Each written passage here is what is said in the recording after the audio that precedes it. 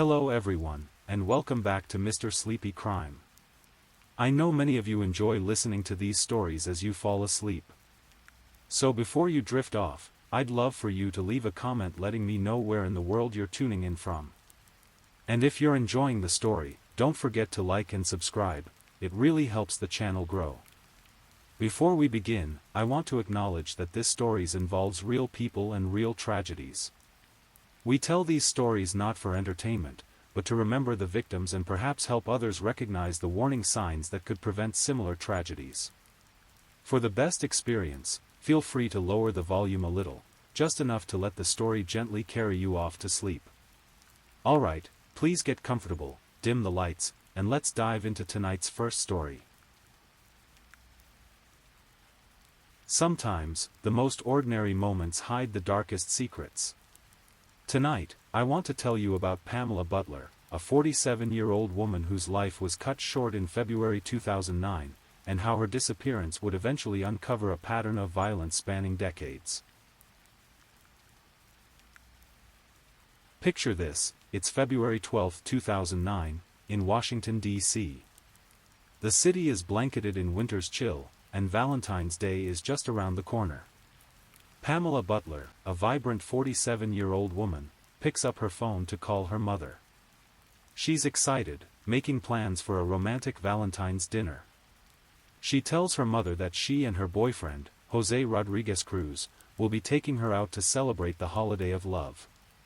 It was the last conversation Pamela would ever have with her mother. Pamela Butler lived in a secure apartment building in Northwest Washington.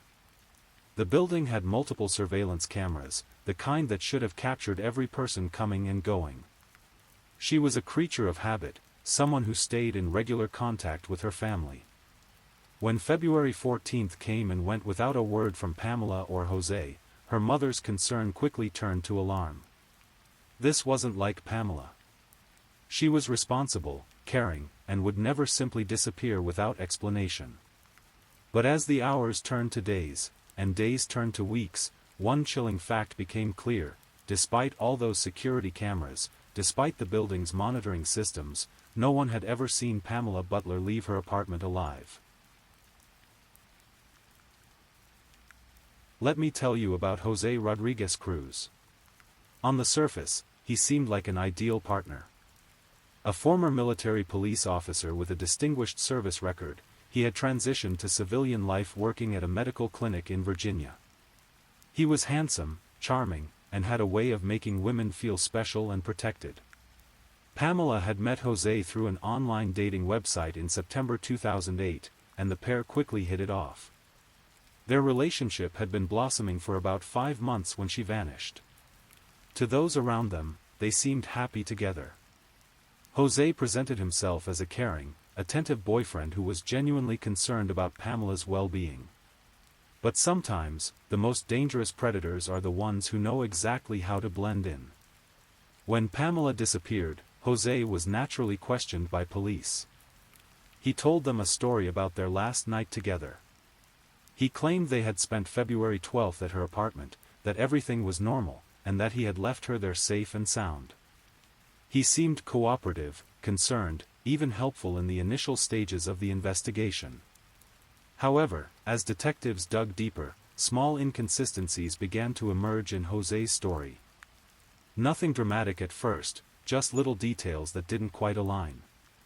The kind of discrepancies that experienced investigators know to pay attention to, because they often signal that someone is trying to manage their narrative rather than simply remembering events. Detective work is often portrayed in movies as dramatic and fast-paced, but the reality is far more methodical and sometimes heartbreakingly slow. The investigation into Pamela's disappearance began with the usual procedures: interviewing family, friends, and acquaintances, reviewing security footage, and examining her apartment for any signs of struggle or clues about what might have happened. Pamela's apartment told a troubling story. While there were no obvious signs of a violent struggle, certain details were unsettling.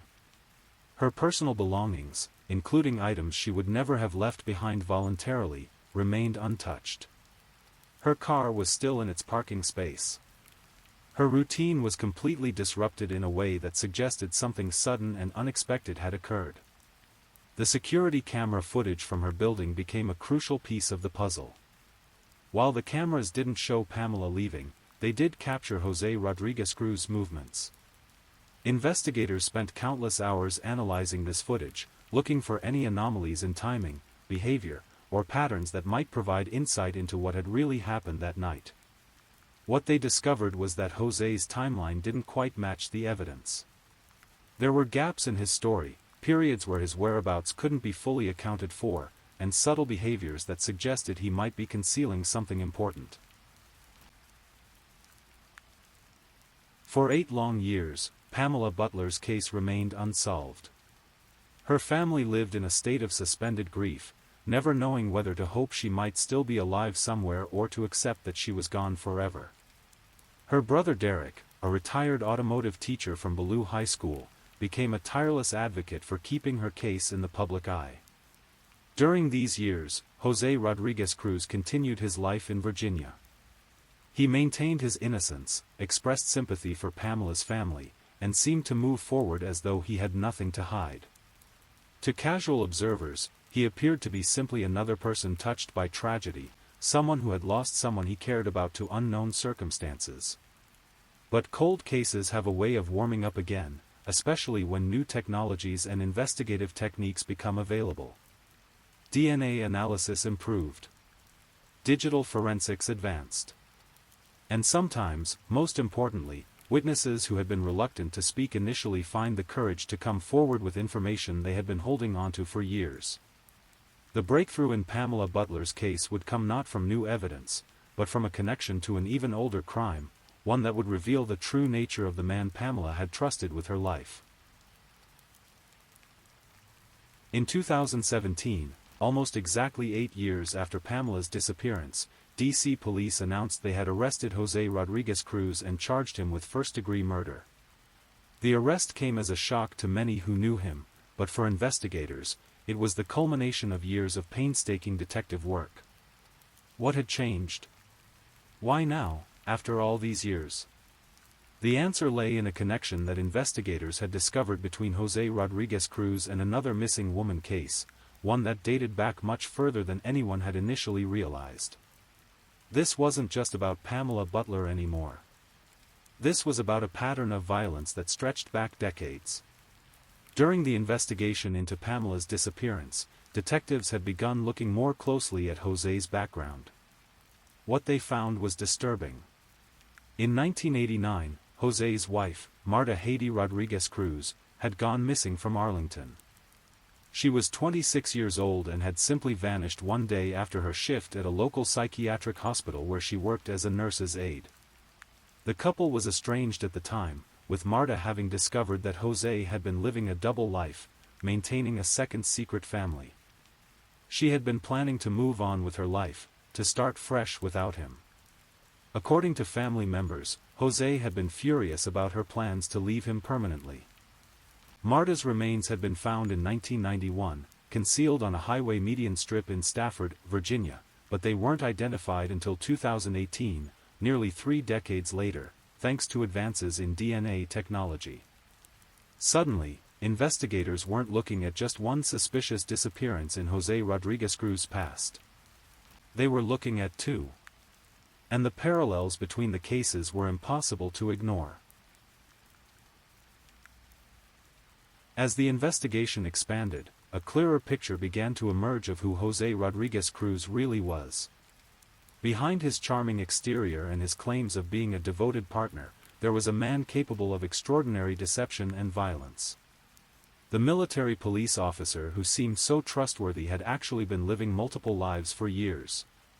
While married to Marta, he had been maintaining a completely separate relationship and family, keeping both women unaware of the other's existence. This wasn't just casual infidelity, this was systematic deception on a scale that required careful planning and constant manipulation. When Marta discovered his secret life in 1989, she made the decision that many women in her situation make: she decided to leave. She was young, only 26, with her whole life ahead of her. She had a good job, friends, and family who supported her. She should have been able to walk away safely. But Jose Rodriguez Cruz wasn't the kind of man who accepted rejection gracefully. According to those who knew them, he became increasingly angry and controlling as Marta prepared to leave him permanently. Family members said that a jealousy-fueled Rodriguez Cruz had been furious that she was moving on with her life. On May 25, 1989, Marta finished her shift at the psychiatric hospital and was never seen alive again. During the investigation into Pamela Butler's disappearance, authorities discovered that Jose Rodriguez Cruz had allegedly told a witness that it was easy to get rid of a body, saying, "If you dig a hole deep enough, no one will find it." This chilling statement would prove to be more than just boastful talk. It was an insight into the mind of someone who had clearly thought deeply about how to make people disappear without a trace. In October 2017, Jose Rodriguez Cruz pleaded guilty to second-degree murder in the death of Pamela Butler and was sentenced to 12 years in prison.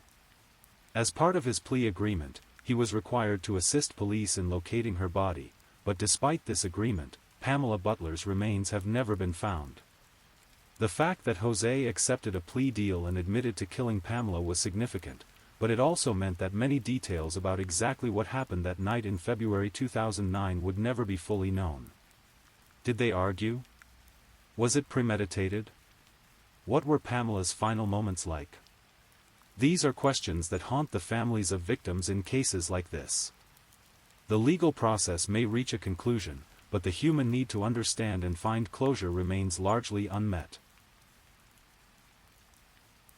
The resolution of Pamela Butler's case also opened the door for justice in the murder of Marta Rodriguez. In 2019, Jose Rodriguez Cruz was indicted for the murder of his first wife, and in 2020, he pleaded guilty to that crime as well, receiving a 40-year sentence. Marta's son, Hansel Rodriguez, was only 4 years old when his mother disappeared. For over 30 years, he had grown up with lies about what had happened to her, told by the very man who had killed her. Think about that for a moment. A 4-year-old boy, asking where his mother went, being comforted by the man who had murdered her. Growing up with fabricated stories about why she wasn't coming home, all while his father maintained the facade of being a caring parent who had also been victimized by her disappearance. The psychological impact of this level of deception and betrayal is almost impossible to comprehend. When Hansel Rodriguez finally learned the truth as an adult, it meant re-examining every memory, every story, every interaction he had ever had with his father. The man who had raised him was also the man who had stolen his mother from him forever. Even with Jose Rodriguez Cruz's confessions to both murders, significant questions remain unanswered. Most prominently, Pamela Butler's body has never been recovered, despite the plea agreement requiring Jose to assist in locating her remains. This is one of the most painful aspects of these cases for families. While there is legal closure, the killer has been identified, prosecuted, and imprisoned, there is no physical closure. There is no grave to visit, no place to lay flowers, no final resting place where loved ones can go to feel close to the person they lost. For Pamela's family, this ongoing uncertainty adds another layer of grief to an already unbearable situation. They know she's gone, they know who killed her, but they don't know where she is.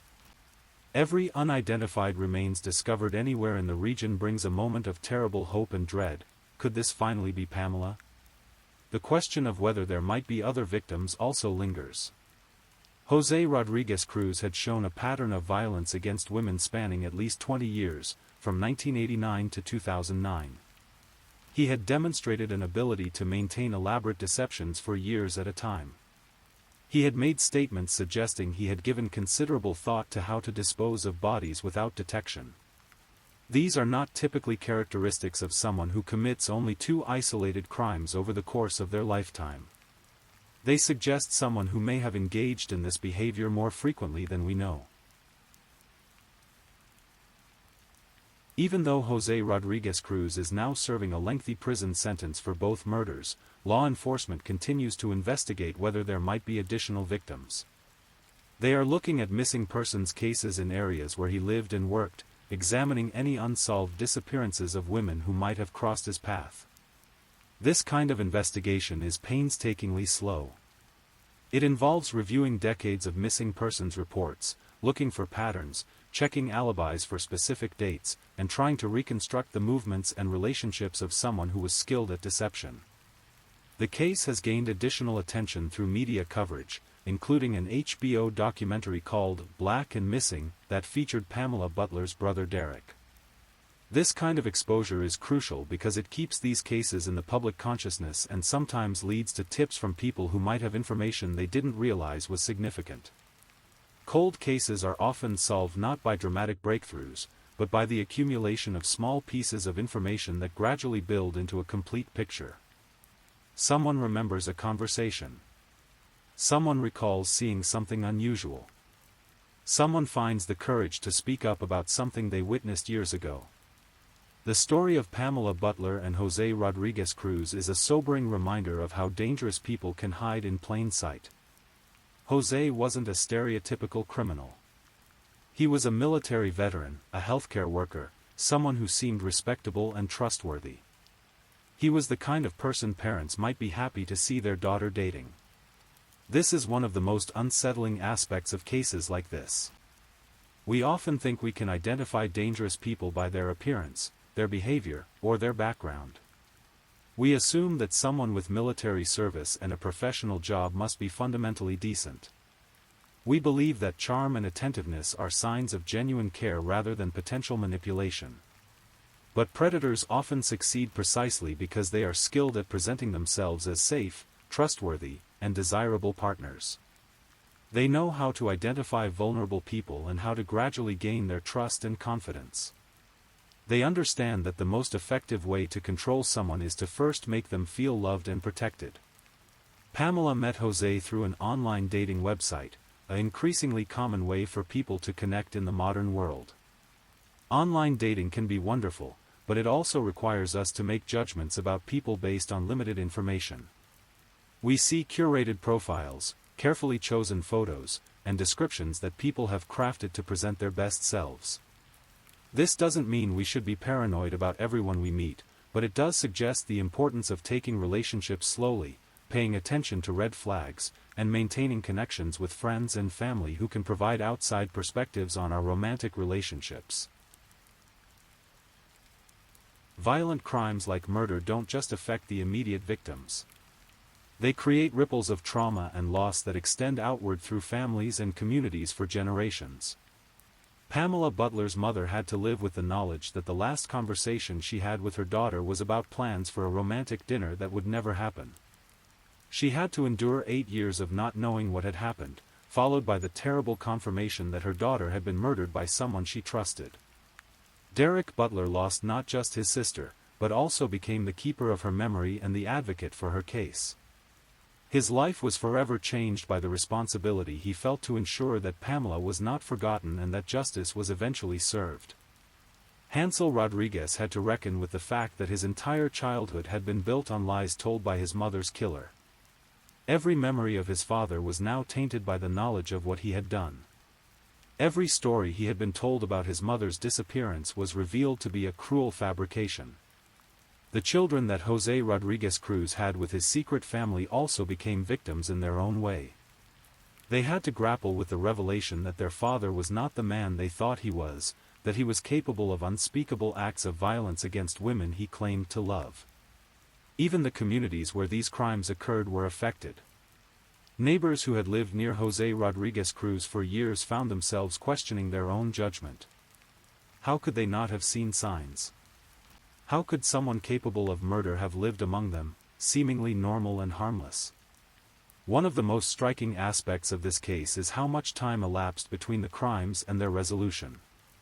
Marta Rodriguez was killed in 1989, but her killer wasn't brought to justice until 2020, 31 years later. Pamela Butler was killed in 2009, but Jose Rodriguez Cruz wasn't arrested until 2017, 8 years after her death. This extended timeline isn't unusual in complex criminal cases, but it highlights several important realities about how justice works in practice. First, solving crimes, particularly those involving careful, calculating perpetrators, often takes far longer than popular media suggests. Real detective work is methodical, requiring the painstaking collection and analysis of evidence, the slow building of cases that will stand up in court, and often waiting for technological advances that can provide new ways to examine old evidence. Second, the passage of time can actually help solve cases. Witnesses who were initially reluctant to speak may eventually find the courage to come forward. Relationships change, and people who once felt loyalty to suspects may eventually prioritize justice over personal connections. New evidence can emerge years later as construction projects uncover buried items or as digital records that weren't initially available become accessible to investigators. Third, advances in forensic science continually open new possibilities for solving old cases. DNA analysis, in particular, has revolutionized cold case investigations. Marta Rodriguez's remains, found in 1991, weren't identified until 2018 when DNA technology had advanced enough to make a positive identification possible. But time also works against justice in significant ways. Witnesses die or their memories fade. Physical evidence degrades or gets lost. Suspects may commit additional crimes while investigations drag on, creating more victims who might have been spared if earlier cases had been resolved more quickly. Despite Jose Rodriguez Cruz's conviction and his agreement to help locate Pamela Butler's remains, her body has never been found. This represents an ongoing source of pain for her family and a continuation of Jose's final act of cruelty toward them. The search for Pamela has involved multiple law enforcement agencies and has covered various locations throughout the Washington, D.C. metropolitan area and beyond. In December 2017, police conducted searches near I-95 in Stafford County, the same area where Marta Rodriguez's remains had been found decades earlier. The fact that Jose disposed of both victims in similar ways suggests a pattern in his behavior. He clearly had given considerable thought to how to make bodies disappear, and he had been successful enough with Marta's murder that her remains weren't discovered for 2 years and weren't identified for nearly 3 decades.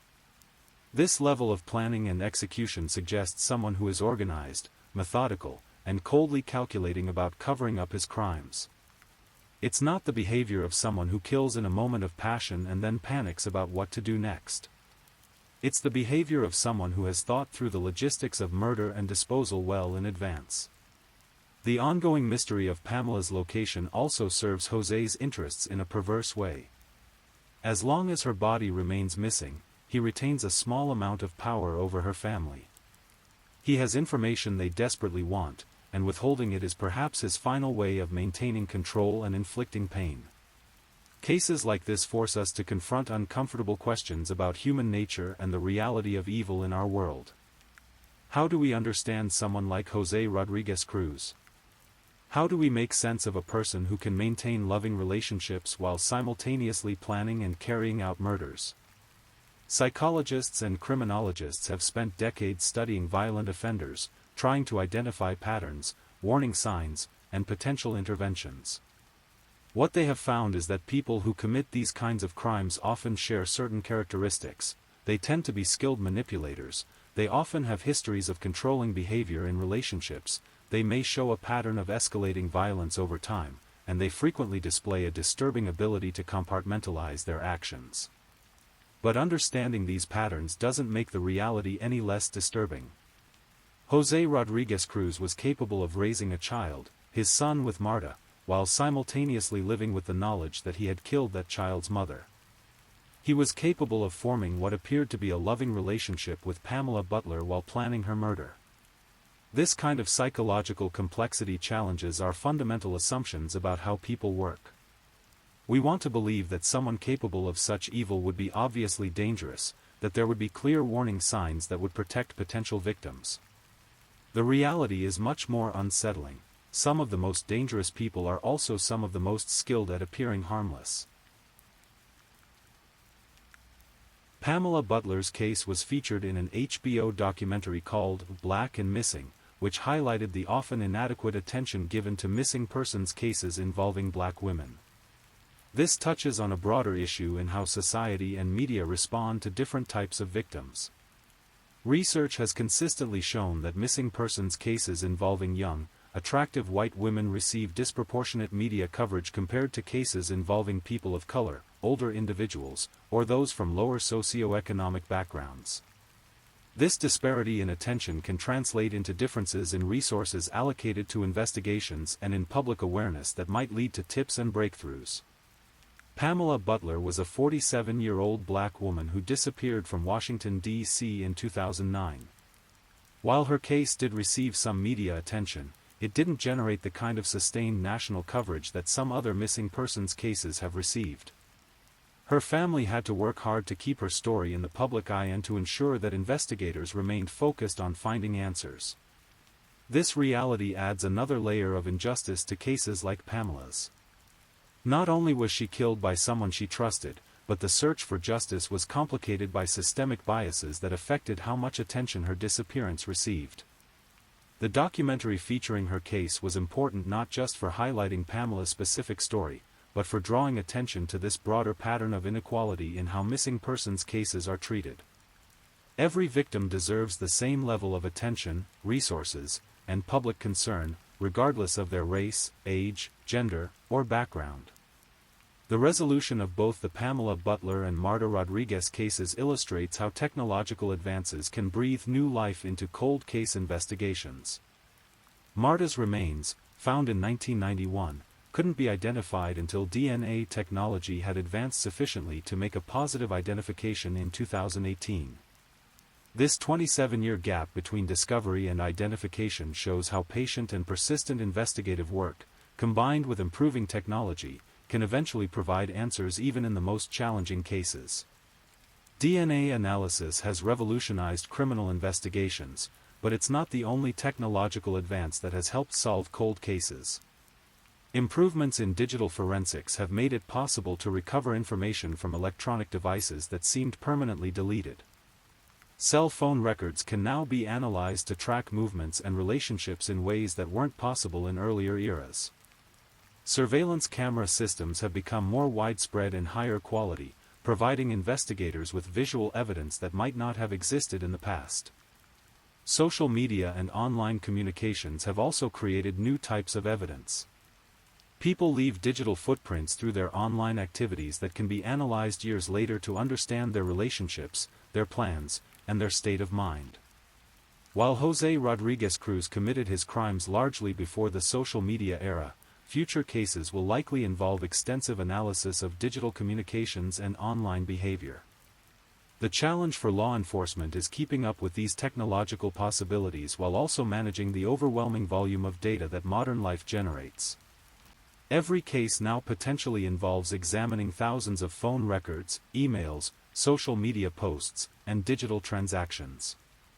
This wealth of information can be invaluable, but it also requires significant resources and expertise to analyze effectively.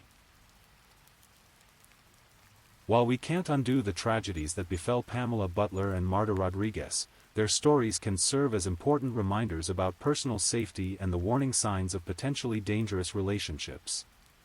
Domestic violence experts have identified several red flags that can indicate when a romantic partner might pose a serious threat.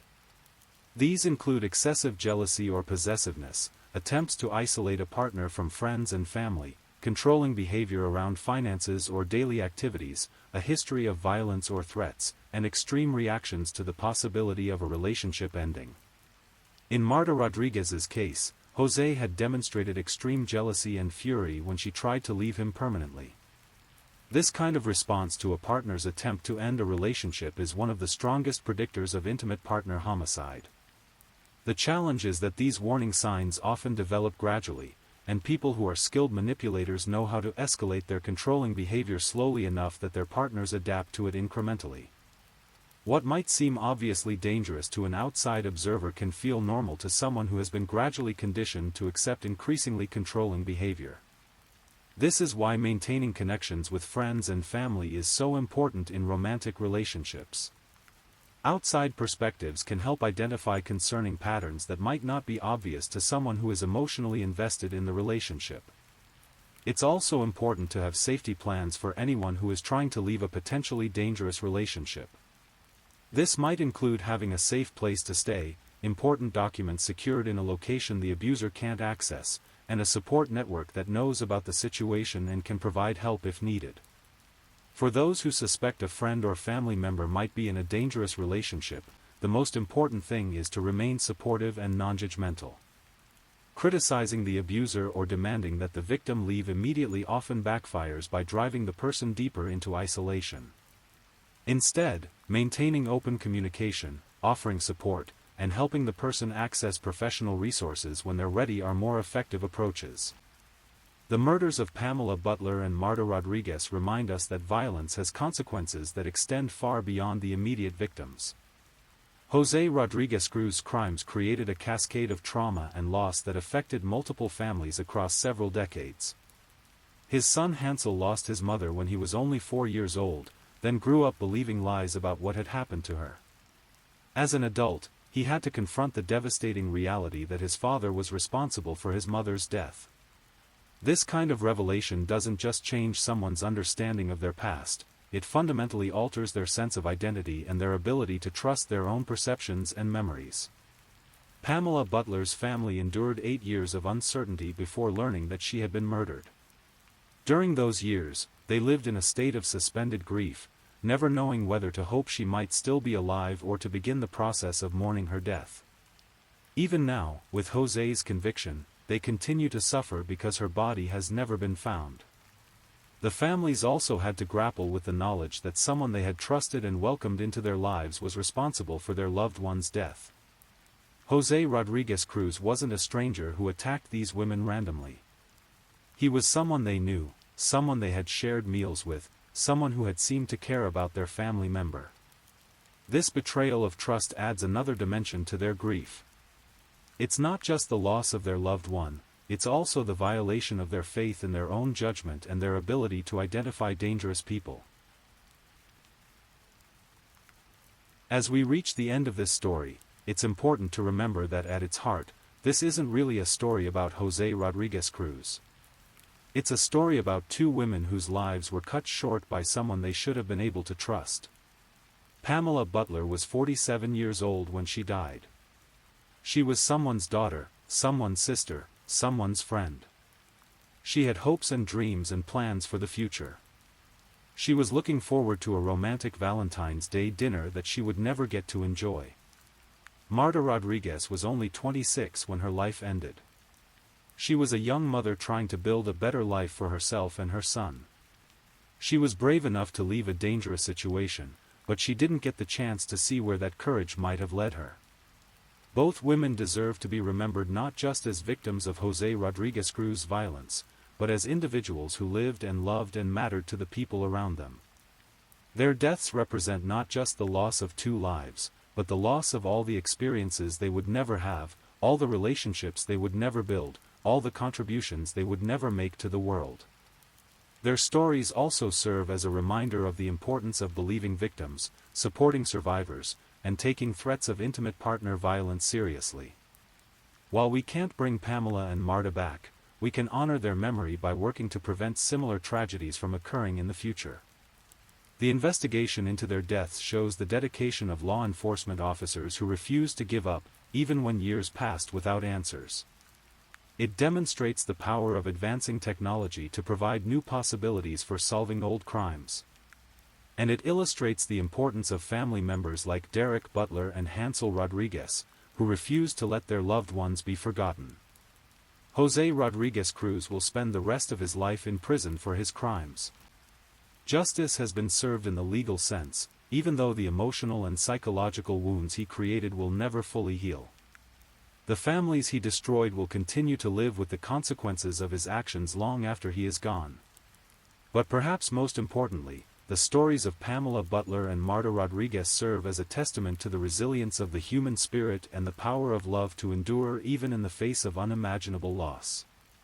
Their families have transformed their grief into advocacy, their pain into purpose, and their loss into a determination to help others. In the end, that may be the most fitting memorial to 2 women who deserved so much more than the fate that befell them. Their lives mattered. Their stories matter. And their memory continues to inspire efforts to create a world where other women won't have to suffer the same fate. If you're new here, welcome to the channel, where we explore true crime stories in a calm and respectful way. I also want to take a moment to appreciate my amazing subscribers who've been rocking with me. Thank you so much for your continued support. If you're still awake and listening, drop a comment. Let me know where you're tuning in from and the current time in your corner of the world, or just say something to let me know you're still here. And if you haven't already, be sure to like this video and subscribe, so you don't miss our next true crime stories for sleep. Now, let's move on to our second story. Story 2. In the heart of Colorado's rugged mountains, where alpine meadows stretch endlessly toward snow-capped peaks, the small town of Salida seemed like the perfect place to start over. For Suzanne Morphew, a 49-year-old mother of two, it represented hope, a chance to build a new life with her family in one of America's most beautiful landscapes. But beneath the serene facade of mountain living, a darker story was unfolding, one that would captivate the nation and reveal the complex layers of a marriage that wasn't what it appeared to be. Suzanne and Barry Morphew had moved to Colorado from Indiana, seeking the kind of life that many only dream of. Barry, a landscape contractor with a rugged outdoor persona, seemed perfectly suited to the mountain lifestyle. He was the kind of man who could hunt elk in the backcountry and run a successful business with equal ease. Suzanne, vibrant and athletic despite battling cancer in recent years, embraced their new surroundings with enthusiasm. She was an avid cyclist, often seen pedaling along the winding mountain roads that snaked through the Chaffee County wilderness. Their daughters, Mallory and Macy, were building their own lives, both attending college and pursuing their dreams.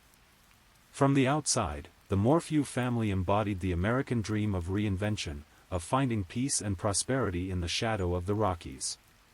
They lived in a beautiful home that Barry had built himself, a testament to his skills and their success. But like many stories that seemed too perfect, cracks were beginning to show beneath the surface. The marriage between Suzanne and Barry had been under strain for some time. Those close to Suzanne knew that she had been considering divorce, though she had kept these thoughts largely private. She was a woman who valued stability and family unity, and the decision to potentially end a decades-long marriage wasn't one she was taking lightly. What friends and family didn't know was that Suzanne had been carrying a secret, one that would later become central to understanding what happened on that fateful Mother's Day weekend in 2020. In the months leading up to her disappearance, Suzanne had purchased something unusual online, a spy pen. It was a device that looked like an ordinary writing instrument but contained sophisticated recording equipment. The purchase itself spoke volumes about the state of her marriage. This wasn't the action of a woman in a happy, trusting relationship. Instead, it suggested someone who felt the need to document conversations, perhaps to protect herself or to gather evidence of something she suspected. But the spy pen would ultimately reveal more than Suzanne might have intended. When investigators later recovered and analyzed its contents, they discovered intimate conversations between Suzanne and a man named Jeff. These recordings painted a picture of a woman who had found emotional connection outside her marriage, someone who was experiencing feelings she perhaps hadn't felt in years. The conversations were tender, affectionate, and revealed that Suzanne was engaged in an affair. Investigators listened to what the pen had recorded and, although there was no evidence of Barry Morphew having an affair, they say they heard intimate conversations between Suzanne Morphew and someone named Jeff. The irony was striking. A device purchased to potentially capture evidence of her husband's behavior instead documented her own extramarital relationship. The affair represented more than just infidelity, it was a window into Suzanne's emotional state during the final months of her life. Here was a woman who felt disconnected from her husband, who was seeking the kind of intimacy and understanding that her marriage no longer provided. The last time anyone heard from Suzanne was 2:11 p.m. on May 9th, when she sent a message to a man with whom she was having an affair, 32 minutes before Barry Morphew returned to the home. That final message would become crucial in establishing the timeline of what investigators believe were her last moments alive.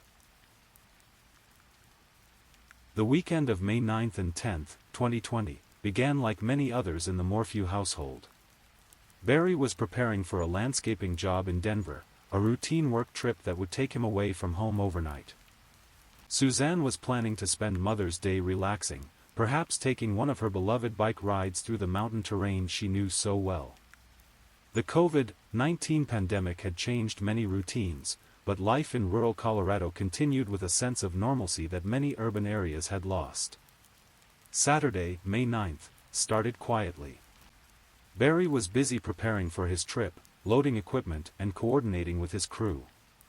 Suzanne was at home, going about her day with the casual rhythm of someone who had no reason to believe it would be her last. At 2:11 in the afternoon, she sent what would be her final text message to Jeff, the man with whom she had been having an affair. The message was part of their ongoing conversation, a routine exchange that revealed nothing of the danger that may have been approaching. 32 minutes later, at 2:43 p.m., Barry returned home. From that moment forward, Suzanne's phone would never be used again. The timing was precise, almost clinical in its significance. In the span of half an hour, a woman who had been actively communicating, planning, and living her life simply vanished from the digital world that connected her to everyone she cared about. What happened in those crucial hours that followed remains largely a mystery, but investigators have pieced together a timeline that suggests something sinister was unfolding. Barry's movements that evening and into the next day would later be scrutinized with the intensity of a forensic microscope, every decision and action examined for clues about what really happened to Suzanne. The next morning, Mother's Day, Barry would leave for Denver as planned. But by the time he reached his destination, Suzanne Morphew had already been reported missing by a neighbor who grew concerned when she failed to return from what was supposed to be a bike ride. The search for Suzanne had begun, but unbeknownst to everyone involved, they were already too late. When news broke that Suzanne Morphew was missing, the response was immediate and overwhelming. In small mountain communities like Salida, when someone disappears, everyone rallies to help. Search and rescue teams mobilized, volunteers combed the wilderness, and helicopters swept the vast terrain looking for any sign of the missing mother. The official story was that Suzanne had gone for a bike ride and simply never returned home, a plausible scenario in country where wildlife encounters and accidents could easily claim an unwary cyclist. Barry returned from Denver immediately, presenting himself as a distraught husband desperate to find his missing wife. He spoke to media outlets, his voice heavy with apparent emotion, pleading for anyone with information to come forward. He offered a substantial reward for Suzanne's safe return, a gesture that seemed to underscore his desperation and love. To observers, he appeared to be a man devastated by his wife's disappearance, willing to do anything to bring her home. But investigators were beginning to notice inconsistencies in Barry's story. His timeline didn't quite align with phone records and other digital evidence. His behavior, while outwardly that of a grieving spouse, contained subtle elements that raised red flags for experienced detectives. The search for Suzanne continued for days, then weeks, then months, but she remained elusive, as if she had simply vanished into the vast Colorado wilderness. During this period, Barry's public persona remained consistent. He was the devoted husband who refused to give up hope, who believed that Suzanne would somehow return home safely. He participated in search efforts, spoke at press conferences, and maintained the narrative that his wife had somehow gotten lost or injured during her bike ride. But behind the scenes, investigators were building a different theory entirely. Modern disappearances leave digital footprints that earlier generations of criminals never had to consider. Smartphones, GPS devices, financial records, and internet searches create a comprehensive record of our daily lives. For investigators working the Suzanne Morphew case, these digital breadcrumbs would prove invaluable in understanding what really happened that Mother's Day weekend. Barry's phone data revealed a pattern of movement that didn't match his stated timeline. GPS records showed him making trips to various locations during the crucial period when Suzanne disappeared, movements that seemed to have no logical explanation if his story was true. His internet searches during this time were also revealing, showing queries that suggested a man trying to understand how investigations work and what evidence might be recoverable. Perhaps most damning was what the digital evidence revealed about the moments immediately following Suzanne's final text message. Her phone had been powered down or destroyed, ending any possibility of tracking her movements. But Barry's phone continued to paint a picture of a man who was anything but stationary during the hours when he claimed to be at home preparing for his Denver trip. The investigators also uncovered financial records that showed unusual purchases in the months leading up to Suzanne's disappearance. Among these were items that seemed incongruous with Barry's normal spending patterns, purchases that would later take on sinister significance when combined with other evidence. As the digital investigation deepened, a picture emerged of a man whose actions in the crucial hours surrounding his wife's disappearance were far more complex and deliberate than his simple narrative suggested. But it would take much more than digital evidence to build a case for murder, especially without a body to prove that Suzanne was actually dead. For 3.5 years, the Suzanne Morphew case remained in a state of frustrating limbo. Barry had been arrested and charged with murder in 2021, but the case was dismissed in April 2022, just before trial was set to begin. Suzanne Morphew's husband, Barry Morphew, was charged with her murder in 2021, but those charges were dropped in April 2022 just before a trial was supposed to begin. The prosecution felt they needed more evidence to secure a conviction, particularly without Suzanne's body to definitively prove that a murder had taken place. The dismissal was devastating for Suzanne's family and friends, who believed they knew what had happened but watched as the legal system seemed to fail them. Barry walked free, maintaining his innocence and his story that Suzanne had simply disappeared during a bike ride. He even filed a lawsuit against prosecutors, claiming malicious prosecution and seeking damages for the ordeal he said he had endured. Meanwhile, the search for Suzanne continued sporadically. Teams of investigators and volunteers periodically combed through the vast wilderness area surrounding Salida, looking for any trace of the missing woman. The Colorado landscape is both beautiful and unforgiving, with countless remote areas where someone could conceivably remain hidden for years or even decades. The passage of time seemed to favor Barry's version of events.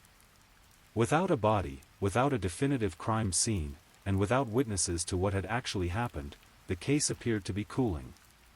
But investigators never stopped working, never stopped following leads, and never stopped believing that somewhere in those mountains, Suzanne was waiting to be found.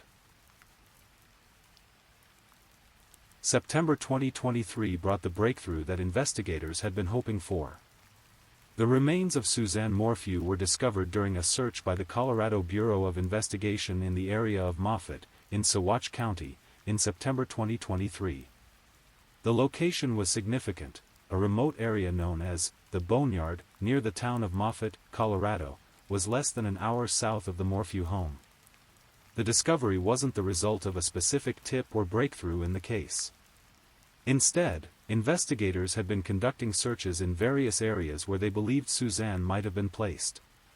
The Boneyard, near Moffett, was one of several locations they had identified as possibilities based on their analysis of Barry's movements and behavior in the days following Suzanne's disappearance. When the remains were confirmed to be those of Suzanne Morphew, it marked both an end and a beginning. The long period of uncertainty was over. Suzanne was definitively dead, not missing somewhere in the wilderness as Barry had always maintained. But the discovery also opened new avenues for investigation that hadn't been possible while she remained missing. The condition and location of the remains told a story that supported investigators' theories about what had happened. Barry Morphew, a longtime suspect in his wife's disappearance and murder, was arrested in Arizona on June 20, 2025, 2 days after he was indicted on a first-degree murder charge in the case of his wife Suzanne Morphew's death. The evidence suggested that Suzanne's body had been moved multiple times, indicating a deliberate effort to conceal the crime and mislead investigators. With Suzanne's remains finally recovered, medical examiners could perform the autopsy that would provide crucial evidence about how she died. The results were both illuminating and disturbing. The autopsy report of Suzanne is now complete and determined her death to be homicide by undetermined means in the setting of butorphanol, azaparone, and medetomidine intoxication. The presence of these specific chemicals in Suzanne's remains was the smoking gun that investigators had been looking for. That's a specific blend called BAM, butorphanol, azaparone, and medetomidine, that Barry Morphew said he used in his prior work in Indiana. But use of those chemicals, available only by prescription, was unusual in southern Colorado. This wasn't a random combination of substances, it was a specialized animal tranquilizer with a very specific purpose and a very limited number of people who would have access to it. The significance of the BAM tranquilizer cannot be overstated. Law enforcement had previously found a tranquilizer rifle in Barry's gun safe, and Barry had admitted to having experience with these substances from his previous work. The autopsy results provided a direct link between the cause of Suzanne's death and Barry's known expertise and access to animal tranquilizers. Ultimately, the prescription records show that when Suzanne Morphew disappeared, only one private citizen living in that entire area of the state had access to BAM. Barry Morphew, the later indictment would state. This was as close to a forensic fingerprint as investigators could hope for, a cause of death that pointed directly to one person who had both the means and the opportunity to commit the crime. The autopsy also revealed other details about Suzanne's final moments. The manner of death suggested that she had been incapacitated by the tranquilizer, likely without her knowledge or consent. This painted a picture of a woman who may have been going about her normal routine when she was suddenly and deliberately drugged by someone she trusted, someone who had access to her home and her daily life. Armed with the autopsy results and years of accumulated evidence, prosecutors felt confident enough to present the case to a grand jury. In June 2025, more than 5 years after Suzanne's disappearance, Barry Morphew was indicted on charges of first-degree murder. On June 20, 2025, Barry Morphew was rearrested near Phoenix, Arizona, and charged with first-degree murder in the death of his wife, Suzanne Morphew. The indictment contained details that painted a chilling picture of premeditated murder. It alleged that Barry had used his knowledge of animal tranquilizers to incapacitate his wife, likely after discovering her affair. The timing of Suzanne's final text message to Jeff, just 32 minutes before Barry returned home, suggested that he may have learned about the relationship and acted in a moment of rage or calculated revenge.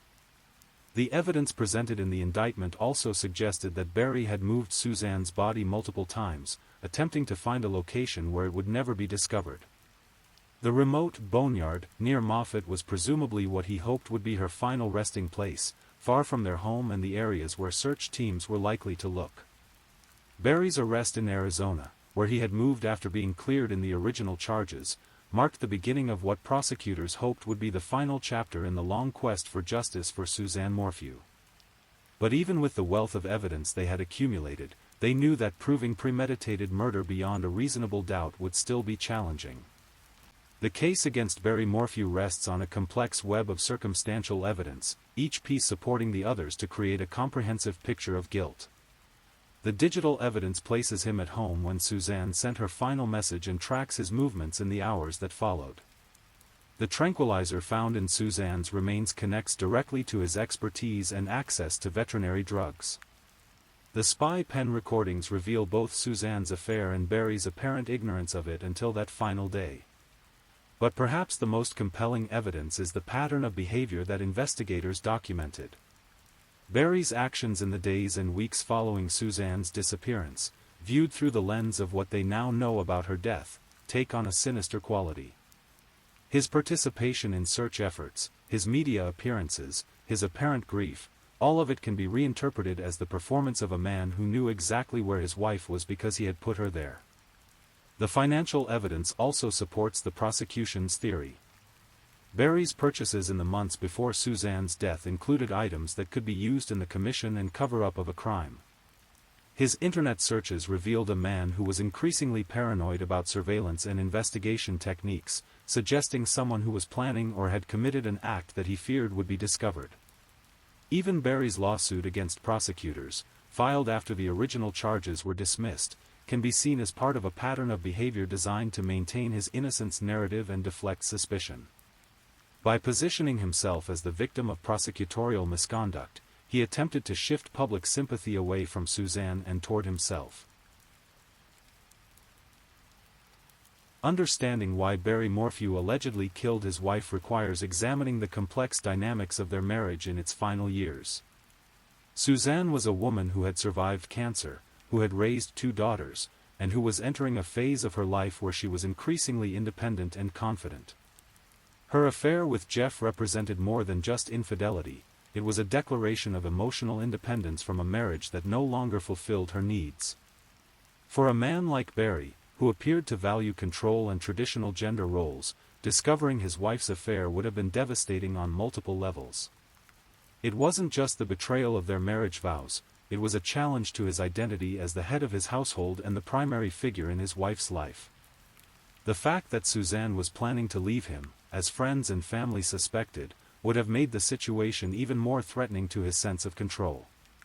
The use of animal tranquilizer as the murder weapon suggests a level of planning and forethought that goes beyond a crime of passion. Barry didn't grab a kitchen knife or a gun in a moment of rage. Instead, he used his specialized knowledge and access to veterinary drugs to incapacitate his wife in a way that would be difficult to detect and nearly impossible to trace back to him. This was the action of someone who had thought carefully about how to commit the perfect crime. The timing of the murder, just after Suzanne's final communication with Jeff, suggests that Barry may have discovered the affair that day and acted immediately. Perhaps he had been monitoring her communications, or perhaps he confronted her and she admitted to the relationship. Either way, the sequence of events points to a man who felt that his world was collapsing and who chose murder as his solution. One of the most chilling aspects of the Suzanne Morphew case is the extended performance that Barry maintained in the years following her disappearance. For more than 3 years, he played the role of the grieving husband with remarkable consistency. He participated in search efforts, knowing that his wife's body was hidden in a location where the searchers would never think to look. He spoke to reporters about his hope that Suzanne would return home safely, knowing that she was already dead. This kind of sustained deception requires a particular kind of personality, someone who can compartmentalize their actions and emotions in a way that allows them to function normally while carrying the weight of their crime. Barry's ability to maintain his facade for so long suggests either genuine psychopathic tendencies or an extraordinary capacity for self-deception. The irony of Barry's situation is that his very expertise in hiding Suzanne's body eventually became evidence against him. The remote location where she was found, the fact that she had been moved multiple times, the careful placement designed to avoid detection, all of these factors pointed to someone with intimate knowledge of the area and considerable experience in outdoor survival and concealment. Barry's confidence in his ability to commit the perfect crime ultimately became his downfall. He believed that without a body, investigators would never be able to prove that Suzanne was dead, much less that he had killed her. But modern forensic science and persistent investigative work eventually overcame even his careful planning. Perhaps the most tragic aspect of the entire case is the position it has placed Suzanne's daughters in. Mallory and Macy have had to navigate the impossible situation of potentially losing both parents, one to murder, the other to the justice system. Throughout the investigation and legal proceedings, they have maintained public support for their father, creating a heartbreaking dynamic where the victims of the crime extend beyond just Suzanne herself. The daughters' loyalty to Barry is understandable from a psychological perspective. Accepting that their father murdered their mother would require them to completely reconstruct their understanding of their family, their childhood, and their own identity. It's often easier to maintain denial than to face such a devastating truth, especially when that truth would leave them essentially orphaned. But their support for Barry also complicates the public perception of the case. Here are 2 young women who knew both their parents intimately, who lived in the house where the alleged crime took place, and who insist that their father is innocent. Their testimony and public statements provide Barry with credible character witnesses who can speak to his relationship with Suzanne and his behavior in the family setting. The prosecution faces the difficult task of proving that Barry committed murder while his own daughters maintain his innocence. This dynamic adds another layer of complexity to an already challenging case and highlights the far-reaching consequences of domestic violence that extends to homicide. The discovery of Suzanne's remains in the remote boneyard near Moffat raises questions about how Barry chose this location and what his long-term plan might have been. The area is described as a place where animal remains are naturally found, which would have provided perfect camouflage for human remains if they had been discovered accidentally. The location is also far enough from the Morphew home to avoid suspicion but close enough for Barry to have transported the body without requiring extensive travel. The fact that investigators believe Suzanne's body was moved multiple times suggests that Barry may have initially hidden her somewhere closer to home, then relocated her as the search intensified and he realized that his original hiding place might be discovered. This kind of calculated body disposal indicates someone who was thinking strategically about how to avoid detection over the long term. The choice to use animal tranquilizer as the murder weapon also demonstrates Barry's understanding of forensic science. Unlike more conventional weapons or poisons, the BAM tranquilizer would have been nearly impossible to detect without specific testing, and even then, only if investigators knew what to look for. Barry likely believed that even if Suzanne's body was eventually found, the cause of death would remain a mystery. His expertise in outdoor survival and his familiarity with the remote areas around their home gave Barry significant advantages in concealing his crime. He knew which areas were rarely visited by humans, which locations would provide natural concealment, and how to access these places without leaving obvious trails. Unfortunately for him, this same expertise eventually became evidence of his guilt. As Barry Morphew's case moves through the legal system for the second time, prosecutors face significant challenges in securing a conviction. While they now have Suzanne's body and autopsy results that clearly indicate homicide, much of their evidence remains circumstantial. They must convince a jury that the combination of digital evidence, forensic findings, and Barry's behavior patterns proves guilt beyond a reasonable doubt. The defense will likely argue that the evidence, while suspicious, doesn't definitively prove that Barry killed his wife. They may suggest alternative scenarios for how Suzanne could have been exposed to the tranquilizer, perhaps through accidental contact or even suicide. They will also likely emphasize the lack of direct witnesses to the crime and the long delay between Suzanne's disappearance and the discovery of her body. Barry's previous acquittal, when charges were dismissed before trial, provides both opportunities and challenges for the prosecution. On one hand, they've had additional years to strengthen their case and gather more evidence. On the other hand, the defense can argue that this is simply a continuation of prosecutorial overreach, an attempt to retry a case that couldn't be proven the first time. The case will ultimately turn on whether the jury believes that the circumstantial evidence is strong enough to overcome the reasonable doubt standard. In cases where there are no direct witnesses and much of the evidence is interpretive, the prosecution must tell a compelling story that accounts for all the known facts and leaves no reasonable alternative explanation for what happened. The Suzanne Morphew case highlights several broader issues about domestic violence, forensic science, and the challenges of prosecuting crimes that occur in remote locations. Suzanne's murder appears to have been precipitated by her desire for independence and her emotional affair, both of which threatened Barry's sense of control over his family situation. This pattern is unfortunately common in domestic violence cases that escalate to homicide.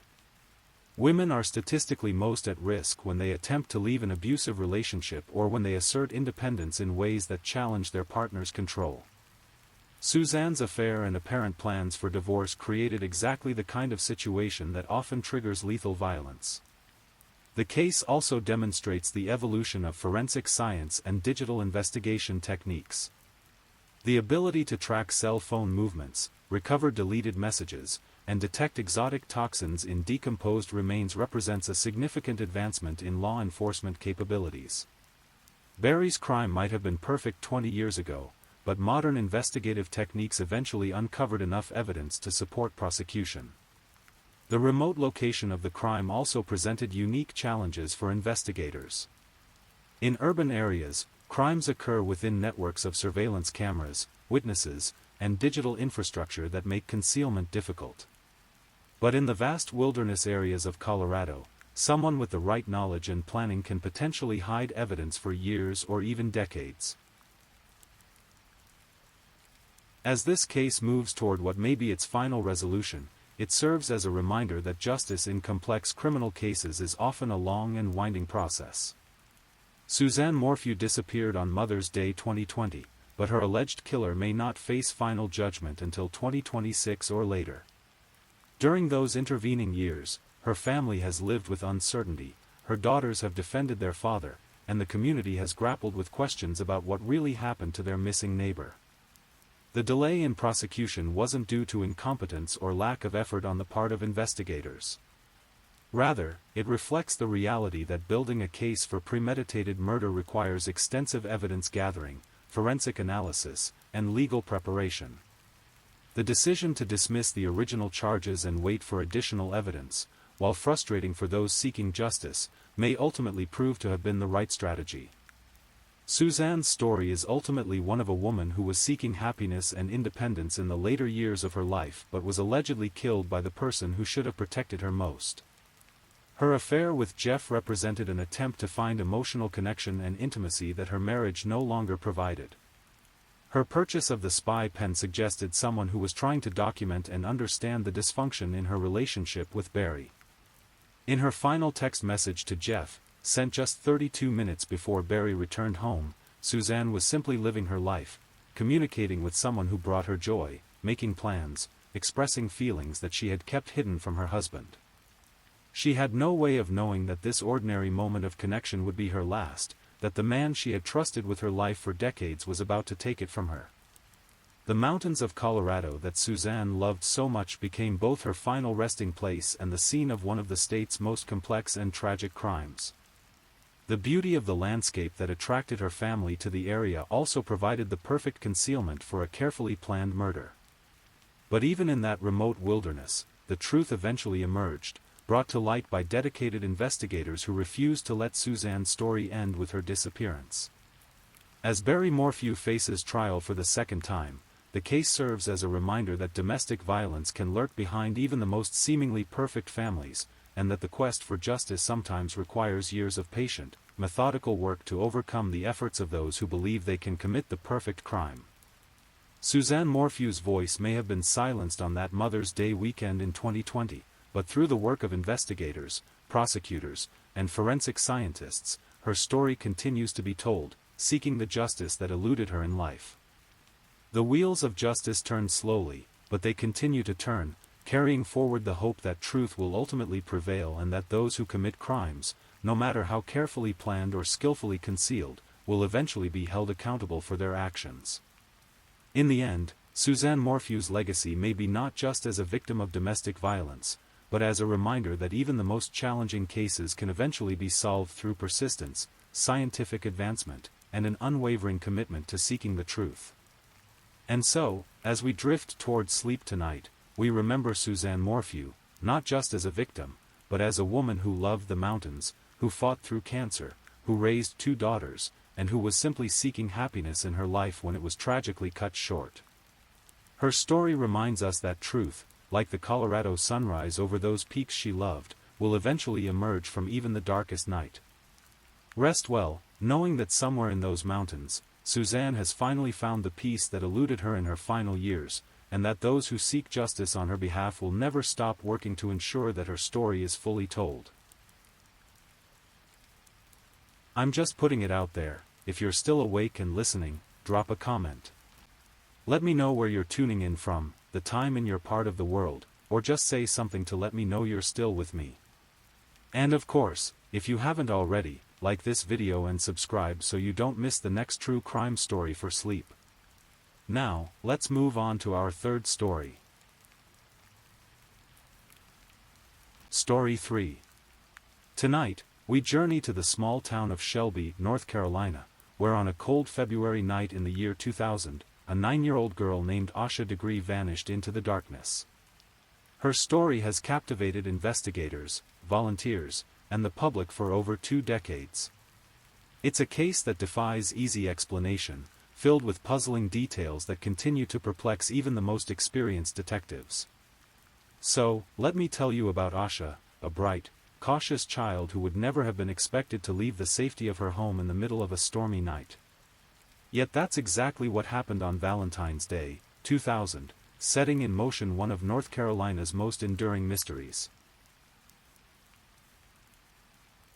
Asha Jakia Degree was born into a loving, close-knit family in Cleveland County, North Carolina. Her parents, Harold and Aquila Degree, had built a stable life for their children in the small community of Shelby, a town where neighbors knew each other and children could still play outside without constant worry. The Degree household was one of routine and warmth. Harold worked as a maintenance supervisor, while Aquila was employed at a local factory. They were hard-working parents who prioritized their children's education and safety above all else. Asha shared a bedroom with her older brother O'Brien, and the two were exceptionally close. At 9 years old, Asha was described by everyone who knew her as shy, responsible, and mature beyond her years. She was a fourth grader at Falston Elementary School, where her teachers knew her as a diligent student who loved to read. Asha had a particular fondness for books about strong female characters, stories of adventure and courage that perhaps planted seeds of imagination in her young mind. She was also involved in her school's basketball team, though she was known to be somewhat timid about the sport, preferring the quiet corners of the library to the noise of the gymnasium. Those who knew Asha well often remarked on her cautious nature. She was not the type of child to wander off or disobey her parents. She didn't like the dark, and she certainly didn't enjoy being alone. These characteristics would make the events of February 14, 2000, all the more bewildering. The Degree family lived in a modest home on Oakcrest Street, in a neighborhood that felt safe and secure. It was the kind of place where children rode their bikes until streetlights came on, where families knew each other's routines, and where nothing truly terrible was supposed to happen. But on the night of February 13, 2000, as rain began to fall and wind picked up across Cleveland County, something shifted in this peaceful world. What happened next would turn the Degree family's life upside down and launch an investigation that continues to this day. February 13, 2000, was a Sunday, and like most Sundays in the Degree household, it followed a familiar pattern. The family attended church services in the morning, returning home for a quiet afternoon together. Asha spent part of the day working on a book report, another indication of her dedication to her studies and her love of reading. That evening, the family settled in to watch television together. It was a cozy domestic scene, parents and children gathered in the living room, the kind of ordinary moment that families treasure without knowing it might be their last. As bedtime approached, Harold and Aquila followed their usual routine of tucking their children into bed. Asha and O'Brien shared a bedroom, their beds positioned so they could talk quietly before falling asleep. On this particular night, there was nothing unusual about Asha's behavior. She didn't seem upset, frightened, or excited. She appeared to be her normal, quiet self. The weather outside was beginning to deteriorate. A storm system was moving through the region, bringing with it cold rain and gusty winds. It was the kind of night when most people were grateful to be indoors, warm and safe under their covers. Harold, who worked early shifts, typically went to bed around 11:30 p.m. Before retiring, he made his customary check on the children. At approximately 2:30 a.m. on February 14th, he looked into their bedroom one final time. Both Asha and O'Brien appeared to be sleeping peacefully in their beds. This would be the last confirmed sighting of Asha Degree by her family. What happened in the next few hours remains one of the most perplexing aspects of this case. Somehow, between 2:30 a.m. and dawn, 9-year-old Asha Degree left her home.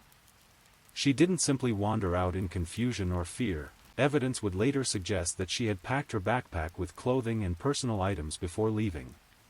This detail has puzzled investigators for decades. Why would a child who was afraid of the dark, who was naturally cautious and obedient, pack a bag and leave her home in the middle of a stormy night? Monday morning, February 14, 2000, began like any other for Aquila Degree. She rose early to prepare for another day of work, following the same routine she had maintained for years. Part of that routine involved waking her children and getting them ready for school. But when Aquila entered Asha and O'Brien's bedroom around 6:30 a.m., she found O'Brien sleeping alone. Asha's bed was empty, her covers pulled back as if she had simply gotten up and walked away. Initially, Aquila wasn't alarmed. Perhaps Asha had gotten up early and was somewhere else in the house. She began a systematic search: the bathroom, the kitchen, the living room. She called Asha's name, expecting to hear her daughter's voice respond from some corner of their home. But the house was silent except for the sound of rain still pattering against the windows. Harold was awakened by his wife's increasingly frantic calls. Together, they searched every room, every closet, every possible hiding place. They checked with neighbors, thinking perhaps Asha had gone to visit someone nearby. But as the minutes turned into an hour, then 2 hours, the terrible reality began to set in. Asha was gone. At 8:30 a.m., exactly 2 hours after discovering Asha missing, Harold and Aquila called the Cleveland County Sheriff's Office. The dispatcher who took the call noted the parents' genuine distress and the unusual circumstances: a 9-year-old girl who had never shown any tendency to run away, missing from her home in the middle of a storm. Sheriff's deputies arrived at the Degree home within minutes. They began by conducting a thorough search of the property and surrounding area, hoping against hope that Asha might be found nearby, perhaps having gotten confused or lost in the dark. But it was during these initial interviews with the family that investigators learned something that would shape the entire investigation: Asha had apparently packed her backpack before leaving. Items were missing from her room: some clothing, personal belongings, things a child might take if they were planning to be away from home. This revelation transformed the case from a possible accident or abduction to something far more mysterious. Why would Asha Degree, a cautious child who didn't like the dark, pack a bag and leave her home voluntarily in the middle of a February storm? As word of Asha's disappearance spread through the community, investigators began receiving phone calls that would provide crucial pieces of the puzzle. 2 separate motorists came forward with information that would establish a timeline and a direction for the search. The first witness was a truck driver who had been traveling south on Highway 18 during the early morning hours of February 14. At approximately 4 a.m., his headlights had illuminated a small figure walking along the side of the road. In the rain and darkness, he had initially thought it might be an adult, perhaps someone whose car had broken down. But as he passed, something about the figure troubled him. The person seemed too small, too vulnerable to be out alone in such weather. However, he didn't immediately connect this sighting to a missing child. It would be several days before he realized the significance of what he had seen. The second witness provided even more specific details. This driver, also traveling on Highway 18, had seen what appeared to be a young girl walking alongside the road. Concerned for the child's safety, this motorist had actually turned around to investigate further. But as the car's headlights swept across the area where the child had been walking, the figure ran into the nearby woods and disappeared. The witness, unsure of what they had actually seen and reluctant to pursue a child into the forest, had continued on their way. These sightings were crucial for several reasons. First, they established that Asha had indeed left her home voluntarily and had walked approximately 1.3 miles south along Highway 18. Second, they provided a timeline: she had been seen around 4 a.m., roughly an hour and a half after her father's final check on the children. But perhaps most importantly, these witness accounts raised new questions about Asha's state of mind and her ultimate destination. Where was she going at 4 a.m. on a stormy Valentine's Day morning? Why had she run from the concerned motorist who tried to help her? The area where Asha was last seen was not entirely remote, but it wasn't densely populated either. Highway 18 was a 2-lane road that connected smaller communities in Cleveland County. To the east lay farmland and scattered residences, to the west, more woods and rural properties. Investigators began focusing their search efforts on this area, bringing in tracking dogs and volunteers to comb through the forests and fields where Asha might have taken shelter. But despite extensive searches involving hundreds of people, no trace of the missing girl was found. The Cleveland County Sheriff's Office, recognizing the unusual nature of Asha's disappearance, quickly escalated their response. Within 48 hours, the investigation had grown to include the North Carolina State Bureau of Investigation and the FBI. This level of federal involvement reflected both the seriousness of the case and its puzzling characteristics. Lead investigators began by conducting extensive interviews with family members, friends, neighbors, and anyone who had contact with Asha in the days leading up to her disappearance. They were looking for any clue that might explain why a normally cautious child would venture out alone in the middle of a storm. The interviews with family members revealed a consistent picture of Asha as a responsible, obedient child who was close to her parents and brother. There were no signs of abuse, no family conflicts that might have prompted her to run away, no indication that she was unhappy at home. School officials and teachers provided similar accounts.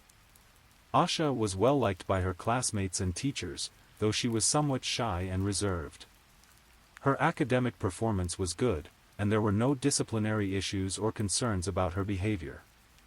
One detail that emerged during these interviews would prove significant later in the investigation. In the days before her disappearance, Asha had been carrying a backpack to and from school.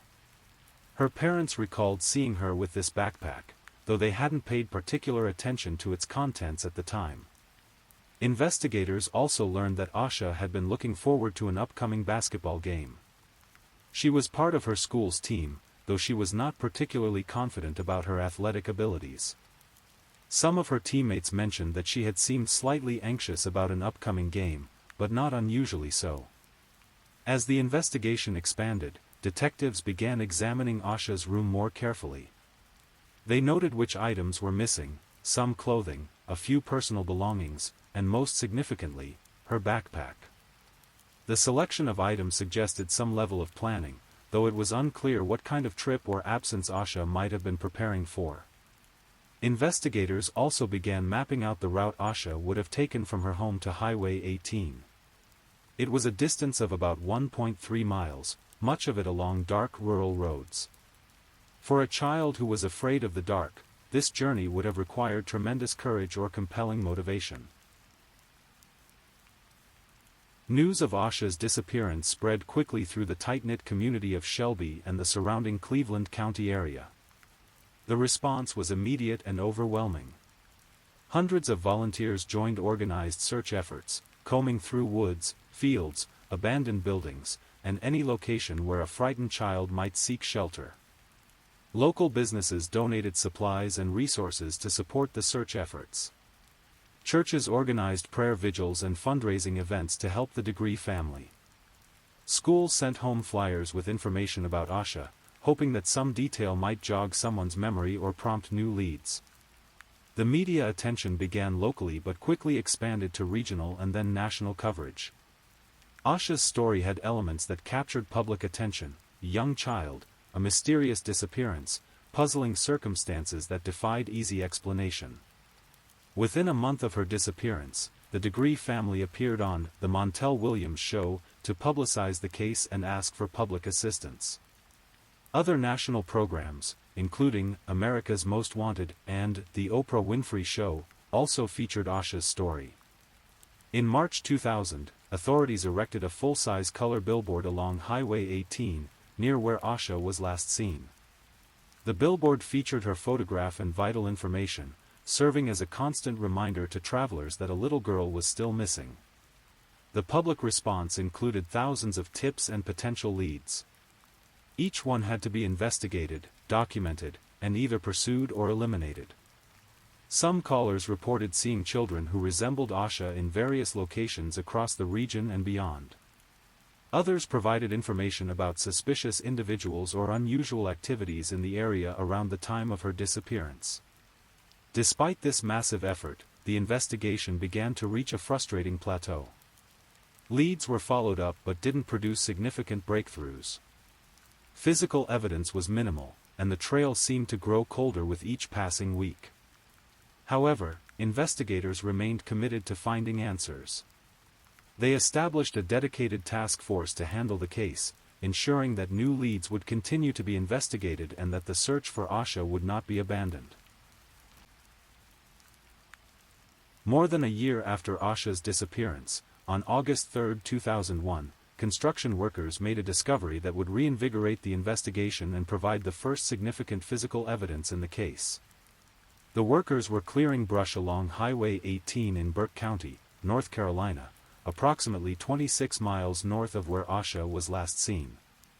As they worked, they uncovered what appeared to be a backpack that had been carefully wrapped in plastic bags and buried in a shallow grave. When investigators examined the backpack, they found items that belonged to Asha Degree. The bag contained some of her clothing, a pencil, and a book, concrete proof that she had indeed packed her belongings before leaving home that February night. The discovery of the backpack was both encouraging and deeply troubling. It confirmed that Asha had traveled much farther from her home than previously known, but it also suggested that her disappearance was not a simple case of a lost child. Someone had taken the time to wrap her belongings carefully and bury them in a remote location. The fact that the backpack was found 26 miles from where Asha was last seen raised new questions about what had happened to her. Had she traveled that distance on foot? Had someone picked her up along Highway 18 and transported her to Burke County? If so, who was that person, and what were their intentions? The plastic wrapping suggested an attempt to preserve the contents, while the burial indicated a desire to hide the evidence. These were not the actions of someone who had simply given a lost child shelter and help. Forensic experts carefully examined every item in the backpack, looking for fingerprints, DNA evidence, or any other clues that might lead to Asha's location or to the person responsible for her disappearance. While they were able to confirm that the items belonged to Asha, the evidence didn't immediately point to a specific suspect. The discovery also prompted a renewed search effort in Burke County. If Asha's backpack had been buried there, investigators reasoned, other evidence, or even Asha herself, might be found in the area. Hundreds of volunteers once again joined law enforcement in combing through the rural landscape, but no additional evidence was uncovered. As the investigation continued without resolution, various theories emerged about what might have happened to Asha Degree. Each theory attempted to explain the puzzling circumstances of her disappearance, but none could account for all the known facts. One theory suggested that Asha had been lured from her home by someone she knew and trusted. This person might have convinced her to meet them, perhaps promising her something she wanted or needed. The fact that she had packed her belongings suggested she might have believed she was going somewhere specific, possibly with someone who had made arrangements with her in advance. Another possibility was that Asha had left home with the intention of going to a particular location, perhaps to visit someone or to attend an event, but had encountered trouble along the way. Her decision to run from the concerned motorist on Highway 18 might have been prompted by fear or confusion. Some investigators wondered whether Asha had been the victim of an opportunistic crime. Perhaps she had left home for innocent reasons, maybe she was sleepwalking, or had been frightened by something and fled the house, only to encounter someone with malicious intent along Highway 18. The timing of her disappearance also prompted speculation. Valentine's Day might have been significant to her disappearance, or it might have been entirely coincidental. Some wondered whether she had been planning to meet someone special, though investigators found no evidence of any romantic interests or secret relationships. The discovery of her backpack in Burke County suggested that whoever was responsible for her disappearance had local knowledge of the area. They knew where to dispose of evidence in a location that wouldn't be easily discovered. This pointed to someone familiar with the rural roads and isolated areas of both Cleveland and Burke counties.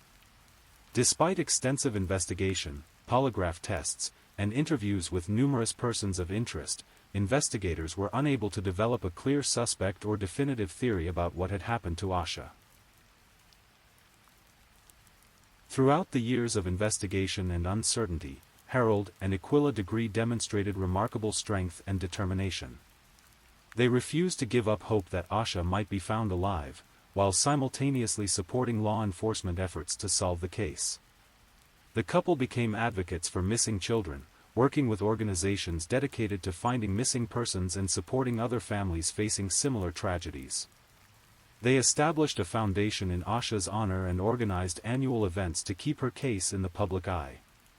Every February 14th became a day of both sorrow and renewed determination for the Degree family. Initially, they held remembrance events on Valentine's Day itself, but eventually moved the date to avoid casting a shadow over what should be a day of love and celebration for others. O'Brien, Asha's older brother, grew up under the shadow of his sister's disappearance. He became an advocate for the case as well, using social media and public appearances to keep Asha's story alive for new generations who might not be familiar with the details of her disappearance. The family maintained Asha's bedroom essentially unchanged, hoping that someday she might return home. They celebrated her birthday each year and marked the milestones she would have reached: her graduation from high school, her 18th birthday, her 21st birthday. Despite the passage of time and the lack of resolution, the Degree family never wavered in their cooperation with law enforcement. They provided DNA samples, submitted to repeated interviews, and welcomed any new investigative approaches that might bring answers to their questions. Their faith, both in God and in the eventual resolution of the case, sustained them through decades of uncertainty. They became pillars of strength not only for each other but for other families experiencing similar losses. As the years passed, Asha's case was officially designated as a cold case, though it was never truly cold in the hearts of investigators and the community. Detective after detective took ownership of the file, bringing fresh eyes and new techniques to the evidence. Advances in forensic science offered periodic hope for breakthrough discoveries. DNA analysis became more sophisticated, allowing investigators to extract and analyze genetic material from smaller and more degraded samples. Digital enhancement of photographs and evidence could reveal details that might have been missed in earlier examinations. The rise of social media and online communities dedicated to solving cold cases brought new attention to Asha's disappearance. Amateur investigators, true crime enthusiasts, and concerned citizens shared theories, analyzed evidence, and kept the case alive in public consciousness. Periodic media coverage, including documentaries and podcast episodes, introduced Asha's story to new audiences. Each new retelling of the case brought the possibility that someone with crucial information might finally come forward. Law enforcement agencies used new investigative techniques as they became available. Geographic profiling helped narrow down areas of interest. Behavioral analysis provided insights into the likely characteristics of the person responsible for Asha's disappearance. Despite these efforts, the case remained unsolved, but it was never forgotten. Asha's photograph aged digitally, showing what she might look like as she grew from child to teenager to young adult. These images served as reminders that somewhere, someone might recognize the face of the little girl who had vanished on that stormy Valentine's Day night. The case of Asha Degree took a dramatic turn in 2024, more than 2 decades after her disappearance. Police announced for the first time that they believed Asha Degree had been killed and her body concealed, marking a significant shift in how investigators viewed the case. This announcement came in conjunction with a series of coordinated searches across Cleveland County. The FBI, North Carolina State Bureau of Investigation, and Cleveland County Sheriff's Office searched multiple properties in the county in September 2024, bringing new urgency to an investigation that had persisted for nearly a quarter-century. The searches were not random. They were based on new evidence and information that had emerged through continued investigation and advances in forensic science. DNA evidence recently tied the case to a family living in Shelby known to drive to Burke County and a man who lived in the area where Asha's backpack was discovered. Even more dramatically, newly released search warrants alleged that a confession was made in the 2000 unsolved disappearance of Asha. While the details of this alleged confession have not been made fully public, it represents the most significant development in the case since the discovery of her backpack in 2001. Two witnesses saw Degree walking along North Carolina Highway 18 on the night she went missing. Roy Dedman's home on Cherryville Road is fewer than 4 miles, and about 6 minutes, away from where Degree was last seen by a witness. This geographic connection has become a focus of the renewed investigation. The searches conducted in 2024 included both residential properties and other locations of interest.